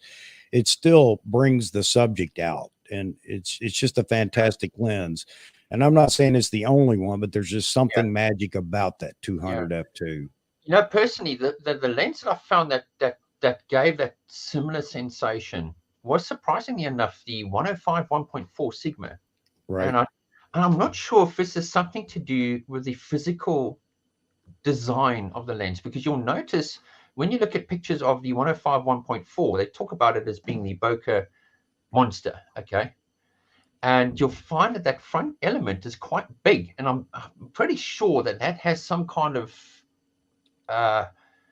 influence on the character and the rendition, because it's got a big front element, and it's very similar to what you'd have with the 200 f2s. And I think there's just something magic about even the telephoto lenses with that large front element that gives it a more cinematic or 3D effect, and it's just, you're right. I agree with you. I think that it must have something to do with the size of the glass, as ridiculous as that may sound. Yeah, for sure. No, definitely. Let me do this. Choose. There we go. We're looking at this right here. Okay. Surprise me. Beautiful. It's popping up. Oh, there we go. Beautiful, beautiful shot. Nice. Look at the dog too. Wow. Yeah, you know what? Again, coming back to that color theory. So yeah, when I did the call for that, I said I was looking for an Australian Shepherd because I knew typically the Australian Shepherds have got blue eyes as well. It was the second shoot that we did after the Husky shoot, so I was looking for another dog that had blue eyes that would kind of complement my daughter's eye color. So Mhm. the next natural selection there in that process was the Australian Shepherd as being a dog with the blue eyes. And we did a call where the lady sent the picture of the dog through, and we worked the color of Amy's outfit around the basis of the colors of the dog, and it just all worked together. My God, it was a problem finding gloves that was that color. What is your shutter speed here? Do you know? Like The shutter approximately. speed was, I think, 1/800th of a second. Have you tried slowing it down to get like? It's hard, huh? To get the subject right. Yeah, I'd Yeah. probably have to filter it out. Yeah, it would be interesting. Wow, what a picture, man. Yeah. This. I would totally blow this up if Oh, if it was my daughter and my dog and like this is a seller right here. Definitely. Wow. oh, you know what? That was fairly recent. That shoot. That was a Nikon D750, and I was using a 50mm there. Because quite often people will say, "Oh, you can only get your style of images from the lenses that I use," and lenses is one part of that formula. But now, as we've been discussing today, there's many other components that add to it: the colors, the light, Yeah. composition, and everything. So there we were using 50mm. Here's one if 50mm 1.8 there again. This is It's, awesome. it's strange. Throughout my career, I haven't really, up until this year, was the only time that I actually owned a 1.2 and 1.4 85mm. Other than that, I've been pretty much happy with 85 1.8, probably based on price because I spent it all in the 200s. Is this your van? No, you know what? Here again, you remember the Beetle, the orange Beetle? Yeah. That guy collects VWs. So that Oh was wow. project. So we called them up again and said, "Can we use your VW camper van?" And he came up for a shoot. So Wow. yeah, That's good to have that, you know? Coca-Cola inspired colors. Is this wow. Yeah, that's my forest of magical light. Unfortunately, though, they've been chopping down some of it, so it's changed up my lighting there. So I have to move. This is really cool. Beautiful. Yeah. You know what? You Very- were talking about criticisms earlier. I had somebody criticize that image saying, "Oh, I wouldn't have mom laying on there because of the ticks." And I was like, "Okay, yeah, provided you've got a problem with ticks, yeah, I'd understand. But not everywhere in There the you world are. is a problem with ticks." What is that? A D800? E750, 750 and the manual focus. yeah, the manual focus. I gotta find me one of those, Chuck. Yeah. Well, I think Mike just found one for you. It was over in the comments a minute ago. Oh yeah, Jeffrey found it. Daniel, since you started this 200 f2 manual focus, 1366 over at KEH. All right, Much? How much? yeah. $1,366 over on KEH. That's it. It's gonna sell out because It's of gonna go. You know what? Because that's probably about no. When I looked, I got that 200 manual from the UK, as I said, and I think I paid $2,000, and then it was cheap, and then suddenly after that, it just shot through the. Jeffrey, shh! Don't do this. You go and buy it, please. I've had all of them. this guy, my favorite photographer. I follow all his photography platforms and bought his editing tutorial. He's Thank you very so good much. on looking at natural light. Mojave Arts. We agree with you. Mojave Arts. Thanks This so much is for the support, guys. man. You definitely, inspiration to portrait photography. Like you, it's great. It's beautiful. So Thank you so much, let guys. me ask you a question about printing. Printing, yeah, okay. So customer wants prints. What is your go-to? How do you do it? Do you have a So company you work with? yeah, we've got a company that's based in Prague, and they cater for all my printing needs, and they've always been really attuned to my color, and I've always been happy with their printing. In terms of what we offer clients, we've just got our dead standard 5x7 prints, or 13x18 as they know here. That's primarily what I offer clients as part of the package. But they've always been my go-to people for my printing. And sometimes here in the house, we've got large format prints and even canvases. And it's all great because it's color calibrated according to my colors. And I've never really had an issue there. I know You print yourself? I don't print myself. No, Oh, okay. it's all off to these guys that do all my printing for me. If I'd probably like to do some printing of my own one day here. If I was to look at that, I'd be probably looking at the Canon 1000 series of printers. I've got everything else really highly calibrated in my process here. I've got ISO monitors here. They've all been profiled correctly.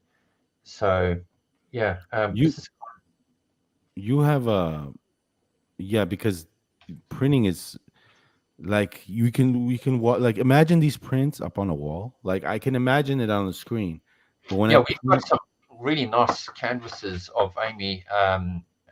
We did some. There's a shot there that's called "Keeping an Eye on You," where Amy's got the camera up to her eye, and she's got one blue eye sticking out. And I've got that as a big print on my wall in canvas. We've got some others that we've shot of Amy on canvas as well, and in our studio we've got quite a big print of Amy and the Husky. Yeah, because when I print my stuff for clients, I go, man, this thing comes to life, Yeah, on it the does. wall. I think Yeah. I ought to Are you a do. big fan of metallic metal prints? No, I've never tried them, to be honest. Never No? tried it. No. I can imagine your colors and a metal print. You know what's happened here, and I think the nature of the beast of digital creation is kind of killed off a little bit of the printing industry here, to be honest, because everybody likes digital, and they're happy Yeah, to I have. know, I know that, but I understand where you're coming from as well, and I think I should probably print a lot more of my work, because I know when I do get prints, I mean even simple ones here that I've got for clients, for example, they all turn out really really well. So like photo books, beautiful photo books, you could yeah, make. Hey, see, Jeffrey's on it, man. 200 F2 Nikkor ED IFAIS. Jeffrey's gonna be buying a 200. Oh, Jeffrey, be sure to share your images. Yeah, I ought to invest a little bit more time in actually printing some of my work. So that's noted. I think we in the throes of hoping to soon one day move into our own place, and I'm going to probably plaster the walls with all my images and then have a separate little studio space where I'm going to be just printing up a lot of my work as well, because I do honestly want to see some of my work in print. So if people want to find you that just barely found out about you in this chat, where can they find you? Your website, Instagram? Yeah, so Where are they? if you could share it on the screen there, that's what it's going to be. I sent it into the chat there for you guys. Let's see. That Shoot Create 2022. Shoot Create. Hold on one second. Share. And then, of course, that's shootcreatecaptivate.com, and it's going to link out. If you want to go back, though, shootcreatecaptivate.com. Just take a membership off the back end. Oh, wait. 1 second. Yeah. Shootcreatecaptivate.com, right? Correct, yes. Yeah. So, and from that point on, there is social media links on there that'll take you to. Tell you what, I will send me the link. I'll post it in the description, and people can go ahead and check out your social media, your Instagram, your website, your Shoot Create Captivate. you want me to put that website. in the private chat there? Yeah, it's already in the private chat. You have Okay, I think I'm going to direct you guys to the Type it in the someone. type it in the comments. Oh, you Comments. can't do that. I'm sorry, you can't do that. Oh, I can't do that. Yeah, I see that. Oh my goodness, there's a lot of comments. Yeah, I didn't even go to I got just- it right here.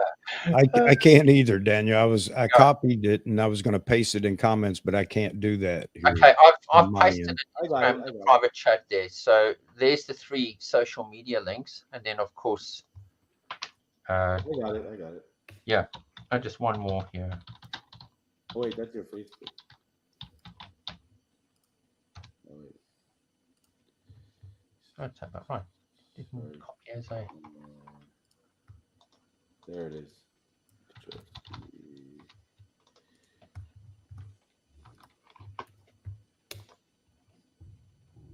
Yeah, so guys, there's the website, Shoot Create Captivate, and his Facebook page. And also, what's your Instagram? I'll put it in the private chat. It's Instagram. It's shootcreate.captivate. Let me just make sure. Hold on. I got it. You got it? I just want to make sure that's correct there. Got it? Yeah. This fine. one?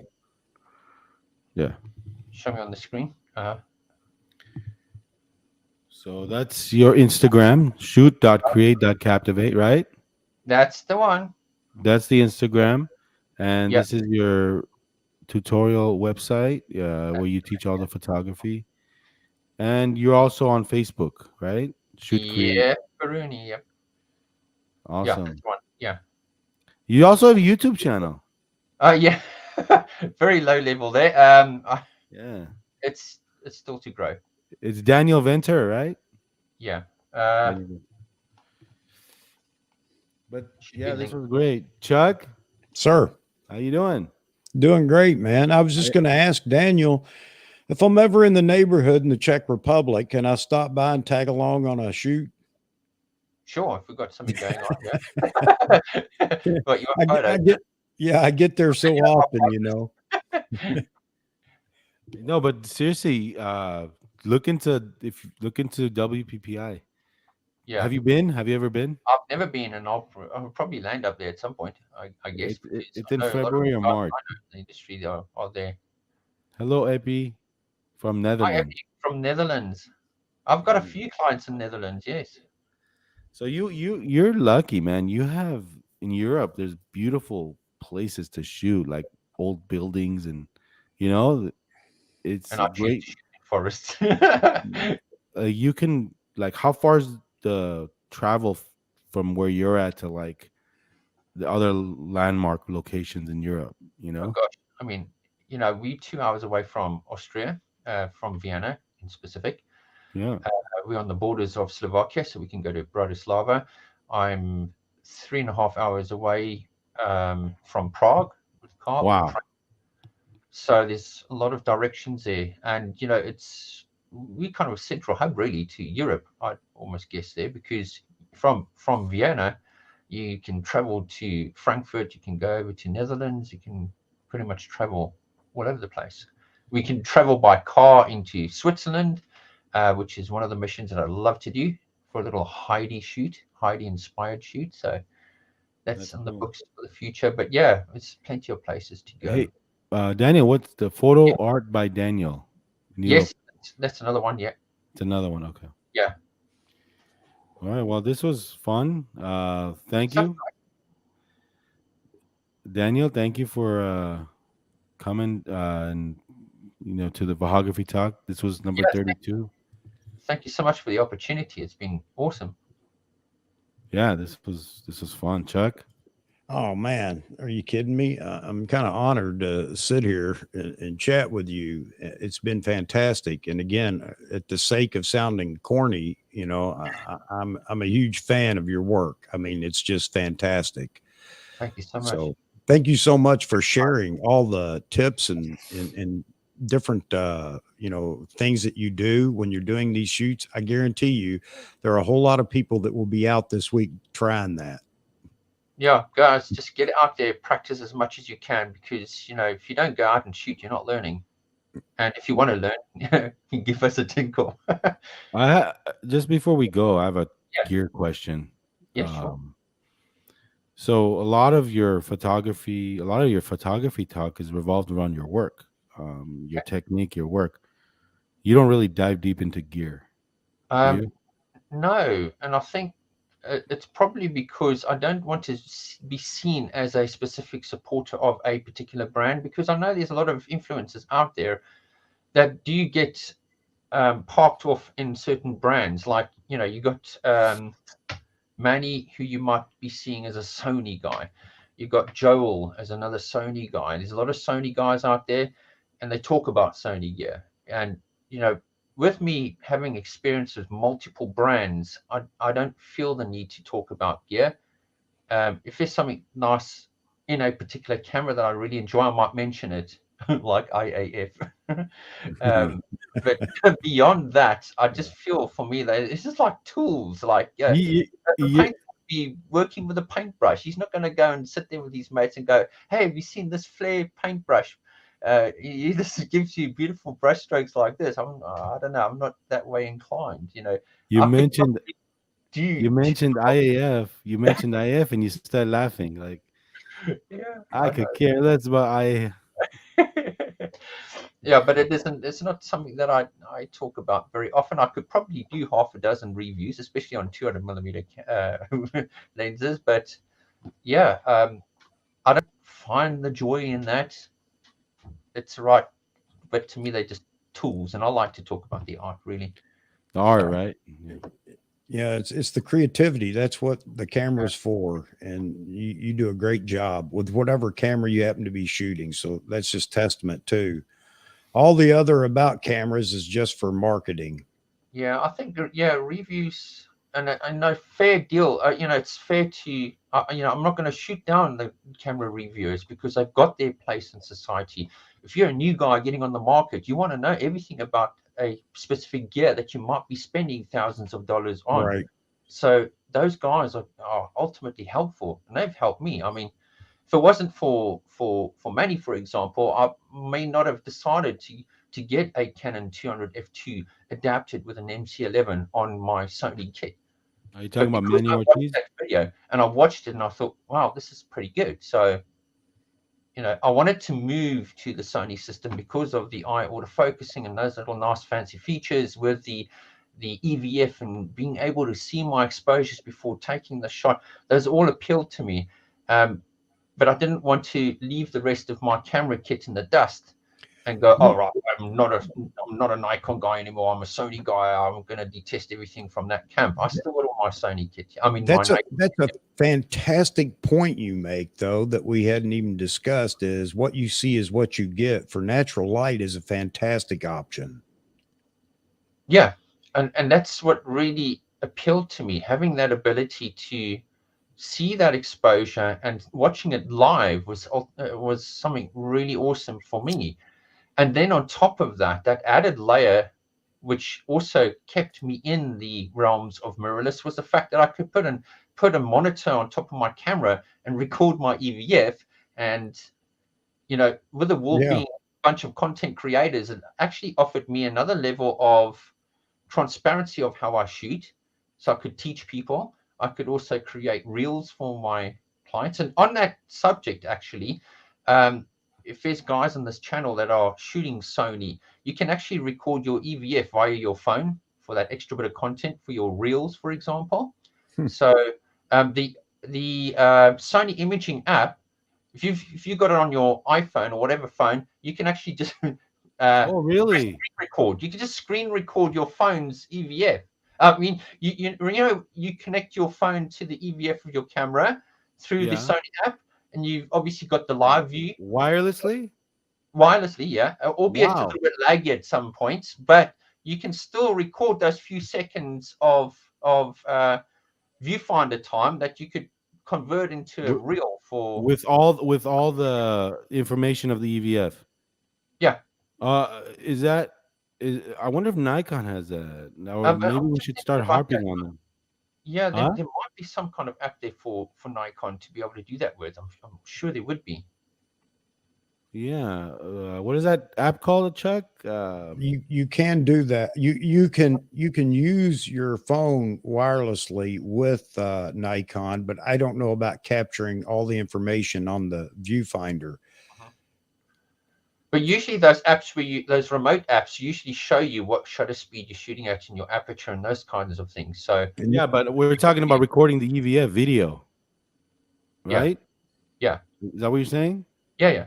So you don't need the external device anymore. You don't necessarily, but there is a little drawback because it is a bit laggy at times where it sort of like isn't quite connected. But this is specifically Sony.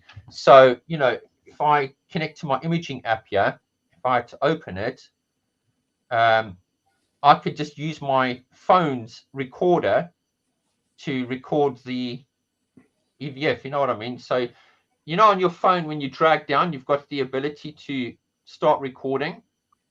Yeah. Yeah, you Yeah, just yeah, tap yeah, yeah, yeah, yeah, record. yeah. So you record it from your Yeah. phone while having the live view on your phone via the Sony imaging app. Oh, that's it. Yeah. Wow. but I think it's a clear image out on Nikon when you're on Yeah. SnapBridge. It's a clean image, I think. I gotta check it out. I don't You know. know what? In terms of not having or not needing something big like an external monitor, another thing you may want to look at is the Hollyland Mars X. That hasn't got a recorder, and I know which is actually quite good with the. Yeah, it's something like that. Yes, but it's like a small one that you slot into the thing there, and it transmits to your viewfinder. Yeah, this you can actually watch on 4 different Apple devices at the same time because it's wireless. Yeah. And you can do it, as some are saying, tethered, but you can do it with the Hollyland Mars. I have that, and I can show. It will show the viewfinder as I see it looking through the viewfinder. Yeah, okay. So it doesn't record those details though. No, it's not a recorder, but if you're Yeah, streaming yeah. to something that records, you can record that feed. Yeah. With that Hollyland X, the app that you got on the phone can record the. Okay.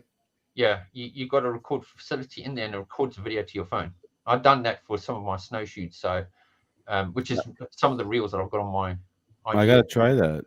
I gotta try that. But I have one final question, gear question. Yeah. Nikon or Canon when it comes to the 200 f2? Oh, I'll be brutal here. The Nikon. There's just something about it. Both. Rock and roll. They both got their greatness. But for me, I think the sharpness and color rendition from the Nikon 200 is probably the most delightful I've had. You're not just saying that because you're on this show, right? No, no. And I recently got the Eye of Sauron, which is the 200 f1.8, and there's a difference between these 200s, believe it or not, and it comes down to that actual light transmission. The t-stops of these lenses vary quite a lot. The t-stop on the newer lenses they kind of act like a 2.2. Oh, sorry, the old one. Like, for example, the 200mm f1.8 has got less light transmission than the Nikon 200 f2 or the newer Canon 200 f2. The light transmission is a lot less. It's like shooting it at f2.2 rather than f1.8. Can you tell us a little bit about the differences between the manual focus 200 f2 and the VR2, the modern one? Yeah, so the modern one, the image quality is stellar. It's very sharp, wide open to the corners, extremely sharp, and you've got way more contrast, and you've specifically got far less aberrations. Okay, I really never noticed any color fringing on the 200 f2, VR2, none. Compared to the earlier VR1, the VR1 has got a slight color fringe to it. Is very, very, you can't really see it too much, but it is there. But the contrast isn't the same and the sharpness isn't the same. But definitely the 200 VR2 is worth its weight in gold. Oh man. you're paying $5,000-$6,000 for this lens, you know. Yeah. And It is. now from the introduction of mirrorless, these f-mount lenses used prices have gone down a little bit. Yeah, they have. And you know, when I was very, very fortunate with the 200 f1.8 because I managed to capture that one. Capture that one. I managed to get that one for $2,000. The Canon? Yeah. Hmm. And I thought I was going to be ripped off because, and it's funny enough, it was from a guy here in the Czech Republic, about 3 hours drive from us. And I saw it online. I went searching for a 200 f1.8, and I didn't think I was going to have that much luck finding anything here. And there was one guy selling it, and it was 60,000 crowns, which translates to $2,000. And I was like, 60,000 crowns? What? Oh, this is crazy. I need to get this. I really need to get this. But is it real? So the guy said he can keep it for me if I send over a deposit. And I thought, oh gosh, it's suspect. So I said to him, yeah, okay, I'll send you 2,000 crowns, which is a couple of dollars, maybe $100 or whatever it is. And he said, yeah, okay. And I thought, is this recent? This was May last year. You should just FaceTime him, tell him to show me the lens. But I got it. No, I know. Oh yeah. I see what you mean. Yeah. No, he was in and out, and he was a bit off. He was an oddball. Wow, that's interesting that you found one in your area. Yeah, I know. It's utterly crazy, and like I said, it was super suspicious. And he only wanted to meet us in the car park, and that added to the suspiciousness. So me and Eva jumped in the car, and we traveled for 4 hours, or 3 hours, and the guy was there. I saw the lens, and I was like, God, this is going down. This is real. Are we going to get mugged here while we're in the car park or something? And I got it. I put it on the camera, and I was like, oh, there we go. 200 goodness. That's awesome, man. That's $2,000, and you know, and what actually got me looking there is the fact that there's another natural light lady that everybody likes, Irene Ridnick. Yes. And I was watching the DP review with her shooting the 200 f1.8 with the Canon R5, and I saw that lens and I thought, I'm going to go and just look around the market. You know, if I find one, it's probably going to be way out of my price range anyway. And yeah, that's what got you going with that. That's cool. Yeah. When you were living in UK, yeah, did you ever go to Grays of Westminster? Oh yeah, I was here quite a lot. Wow, there's a lovely store. That you've been there, huh? Okay. Oh yeah, for sure. You know Con and a lot of my earlier kit from them.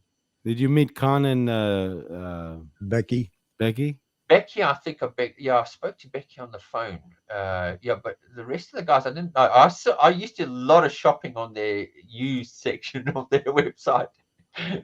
Yeah, everything from like D700s and stuff like that. And I think the D800 was a camera that I bought from them that traveled with me to the Czech Republic. So nice. Yeah. Oh, I definitely want to go check it out if I'm over there. Yeah, it's a lovely store. A lot of vintage glass. I know they had some 10.5 millimeter or some crazy millimeter. I can't remember what is it. Yeah, the 6 millimeter. Yeah. Yeah, that big fisheye, crazy looking lens there that they got in this store. They were just shooting with that recently. They were out on the street using that lens, believe it or not. I don't know how much. I mean, I'm not too crazy about that lens. I don't know what I would use it for, other than just show off. Yeah, I mean, it's like those 10.5 millimeter ones that came onto the market from Nikon that everybody wanted, and then when you look at the secondhand market, it's flooded with 10.5 millimeter fisheyes. It was all like a fad. Everybody bought them and then sold them when they got tired. I sold my 16. I had a 16 2.8D. You know that lens, the fisheye, the 16 2.8D, good lens, you know. So good lens. The other lens that I kind of enjoy was the 135 f2 AFDC and the 105 f2 AFDC. The older DCDs, yeah. Some people are speculating that the 85 may be a DC lens too. I don't believe that, but some are speculating that it will be. I can't imagine it. Really? Yeah. I don't know. I think they would change that technology because when you look at new lenses, like for example the Canon 85 1.2, what's it, the D, whatever that designation is, it's actually integrated into the glass. It's not a ring of sorts, so you either switch it on or off, and it changes the bokehable structure.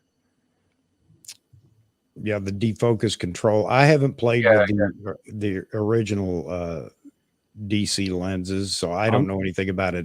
There were some people that were commenting, thinking or speculating that it may be. I don't see it, but who knows? This is with the 85 1.2 on the roadmap. Okay. I'm so glad Albert asked this question, because I want to ask you the 180 AFD. Sure, you know what? And that was one of the lenses I purchased from Grays, and I took it back to them. For me, I think that focal length is nice. It's a nice sharp lens, but I found it too noisy and a bit slow for my liking. I went out there with the expressed interest in having something that could give me performance, so I could actually follow horses on a equestrian shoot. And I bought it, and it was a little bit slow, so I took it back and I replaced it with an 80 to 200. But there's various versions of the 80 to 200 from Nikon. There's one which is a 2-ring. Then there's a single ring, and then there's the push-pull version. And I had a single ring 80 to 200 f2.8, and that was a super lens. And I was stupid to have gotten rid of it. Are you serious, Mozman? You sold another lens, Daniel. Mozman, you're on a tear. You see, this is just here on one single channel. Can you imagine everybody else has decided to go for 200 f2? Yeah, like I said, when I got that manual, it was only $2,000 then, and I'm pretty sure when I went to look at eBay recently, they were priced at around $3,000. So yeah.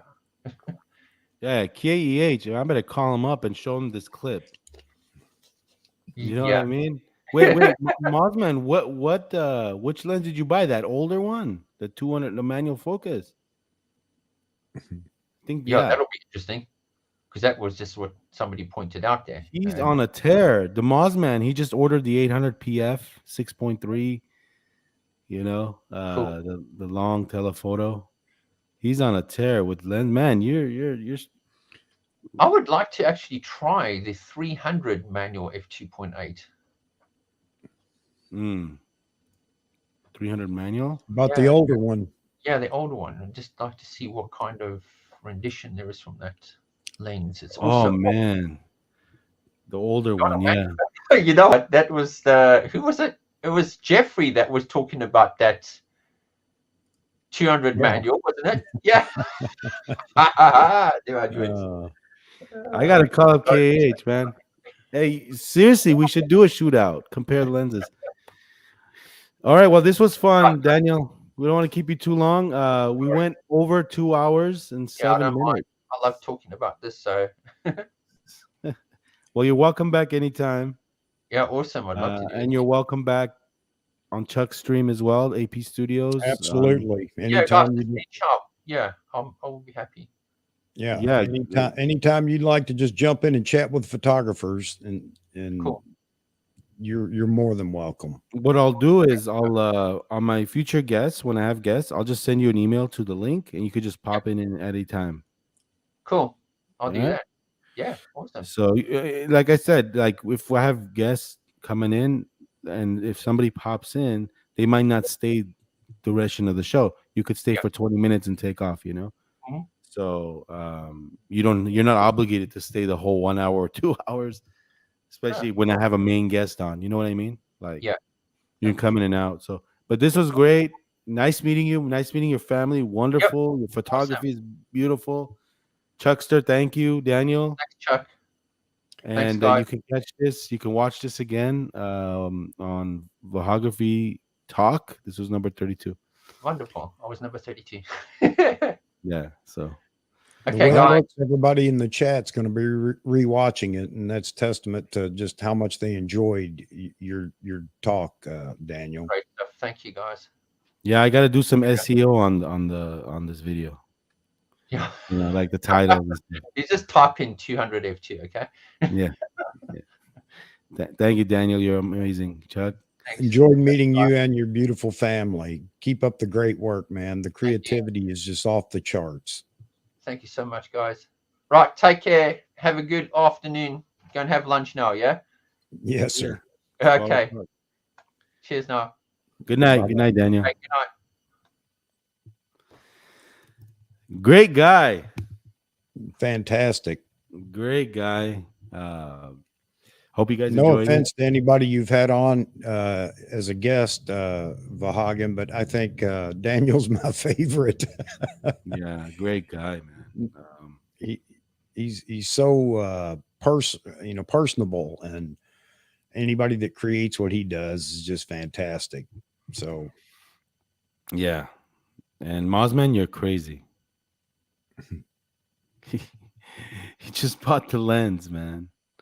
It's a manual focus lens, man. No bird AF on that. You know that, right? So, do you need that lens, Mozman? I just Nah, had to throw that in there. Dude, how much was it? $1,300? How much was it? Yeah, 13 and a half, 1366, I think is what Jeffrey said. And what was the condition on KH? Did you check that out? Who needs IAF? That's exactly right, Mozman. That's the point. I don't need it. I want it. Man, I wonder how heavy that lens is. Manual focus metal body. That's interesting. Yeah, he is the real deal, man. That's another example of a working guy that's just working photographer that really doesn't care about AF this brand of camera that. He just knows that 200 f2 is what he wants, and he's gonna achieve his portraits. Yeah. And he's making a living. He's making more of a living teaching photography. A lot of great information in this stream. Look at Chuck. Look at how many people commented on. Oh, I have his tutorial. I have his video. I have his. Yeah, I know. That's cool. That's a lot of anybody work. that didn't watch it from the beginning, you definitely need to go back and rewatch this. There's just, and I say that not just because you get to see the imagery that he creates, but the fact that he shares so much knowledge about how he creates it. Yeah, it's. I saw his work on Facebook, and I was like, I really need to have this guy on because he's a portrait photographer. I mean, the colors. Yeah, and he's great at editing. Yep. Editing skills are his work is not like the word I want to use is not tacky. You know what I mean? No, it's not. It's creative. It's Yeah, cinematic. yeah, It's everything you want it to be. Mr. Frames.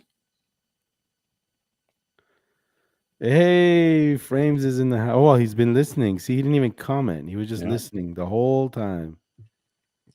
I'm with you, Frames. I think this is my favorite. Nothing against anybody else, but I don't know. There's just something about him. He's very personable and such a great creator. You could tell. I mean, look at his family. He comes, says hello. Mm-hmm. Daughter, that was a touching Vahagraphy Talk moment. Mm-hmm. I sent the link to Frames, by the way, but he's busy with this thing. But that's great, man. So what do you got on tap for tomorrow, Mr. Chuckster? I don't know. How do you top this? Oh man, you gotta. You know what? It's difficult. I like I said, I have a couple of people that are kind of in the wings. It's just a matter of getting them lined up. But I don't think that's going to happen for tomorrow. So tomorrow we'll just get back in here and chat. Have our fun photography chat. Yeah, it's fun. And Frames, come on tomorrow because it's right up your alley as far as time wise. The guy he got me like just speechless with like what he was saying about color coordination and how he puts so much time into like just coordinating that and making sure that the client has that or else there's no shoot. You know what I mean? Yeah. And with us, it's like, I'll just put anything on. You know, all I care about is getting through the day and just coming home and getting paid. You That's know what why I mean? that's why I brought up Joe McNally. You know, that comment that Joe McNally made about, you have to stop and fix what you know. You know it when you're doing it. You're just, for me, I'm just too lazy to say, well, I'm going to run out and get the other lens and put on the camera. And this is a guy that pays great attention to detail. Everything in his photo is perfect. And I'm guessing before he even hits the shutter. Have you heard of him before this, Chuck? Yes, but not, I didn't know anything about him. Okay. I've seen some people post his photos before, Okay. repost them. And yeah, I knew the guy was incredible, but I had never researched him. And, I'm really happy you had him on and I got to meet him because, again, I think the knowledge he gave us, you can bet I'm going to go try it. Yep. Definitely. And you know what? Shooting at 8,500 Kelvin, I'm Yeah, gonna I try would. that. I never shot at 8,500 Kelvin. I didn't even thought about shooting at 8,500 Kelvin. I think that's, these are the tips he shared. And now I have to go out and try to make that work and figure out how he does it. But you notice the warmth in all of his photos. They're always very warm. I don't mean obnoxious. I'm talking about it's just a very comfortable warmth in his photos. Yeah, I still can't believe Mosman bought that lens, man. What's the condition on KEH? Do you know? Is it? And I wonder how heavy this lens is. Wow, it's got a thin little body. If you notice the lens, like it comes up a little like thinner, and then the front end of it is like fat. It's an interesting shaped lens, which that's something special to get, man. I wonder what year it is. Uh, who's a historian over here? I used to have There we I could go. probably, I need to dig it up again, but I used to have a list of all the old Nikon lenses, actually up to about 2018. So by serial number, you could look at what category it falls in and what Yeah. the production dates were. Eva, nice to meet you too. Um, Daniel's wife just Oh, posted a very nice comment. to meet you, Ava, and you have a beautiful daughter, and you guys are just a beautiful family. Yeah. Um, that was a great moment. It was like a touching moment, you know? Like I really felt like I was like, oh my God, we're meeting the family, you know what I mean? That was really cool, you know? So you're doing a great job, you know. You guys are inspirational for sure, you know. Thank you for, you know, coming on. Absolutely. So with that said, it was great, Chuckster. Anything else you want to add? No, sir. I was just about to say it's time for me to go as well, but All right. thanks for having me. And again, I learned a lot and I look forward to trying some of this out. Yes. Thank you guys. Everyone in the chat too. Thank you so much. And I'll see you I'll see you on Chuck's live tomorrow, talking about it some more. What's Absolutely. the topic for tomorrow, AP Studios? Yes. Yeah. Yes, that is the topic. No, I'll have a reminder out here this afternoon. Awesome. Sounds good. Look, 82 to 86. Yep. Wow. I got to check that out. Anyway, all right, guys. Have a good day, good night, good evening, good morning, wherever you're at in the world. Thank you for joining us. This has been Vahagraphy Talk number 32 in the books.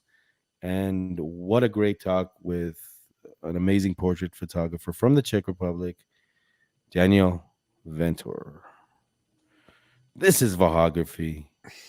I'm Vahagan, your rock and roll photographer. And we'll see you on the next Vahagraphy Talk. Chuck, take us out with rock and roll. Rock and roll. Hell yeah. All right, buddy. All right. Good night, guys.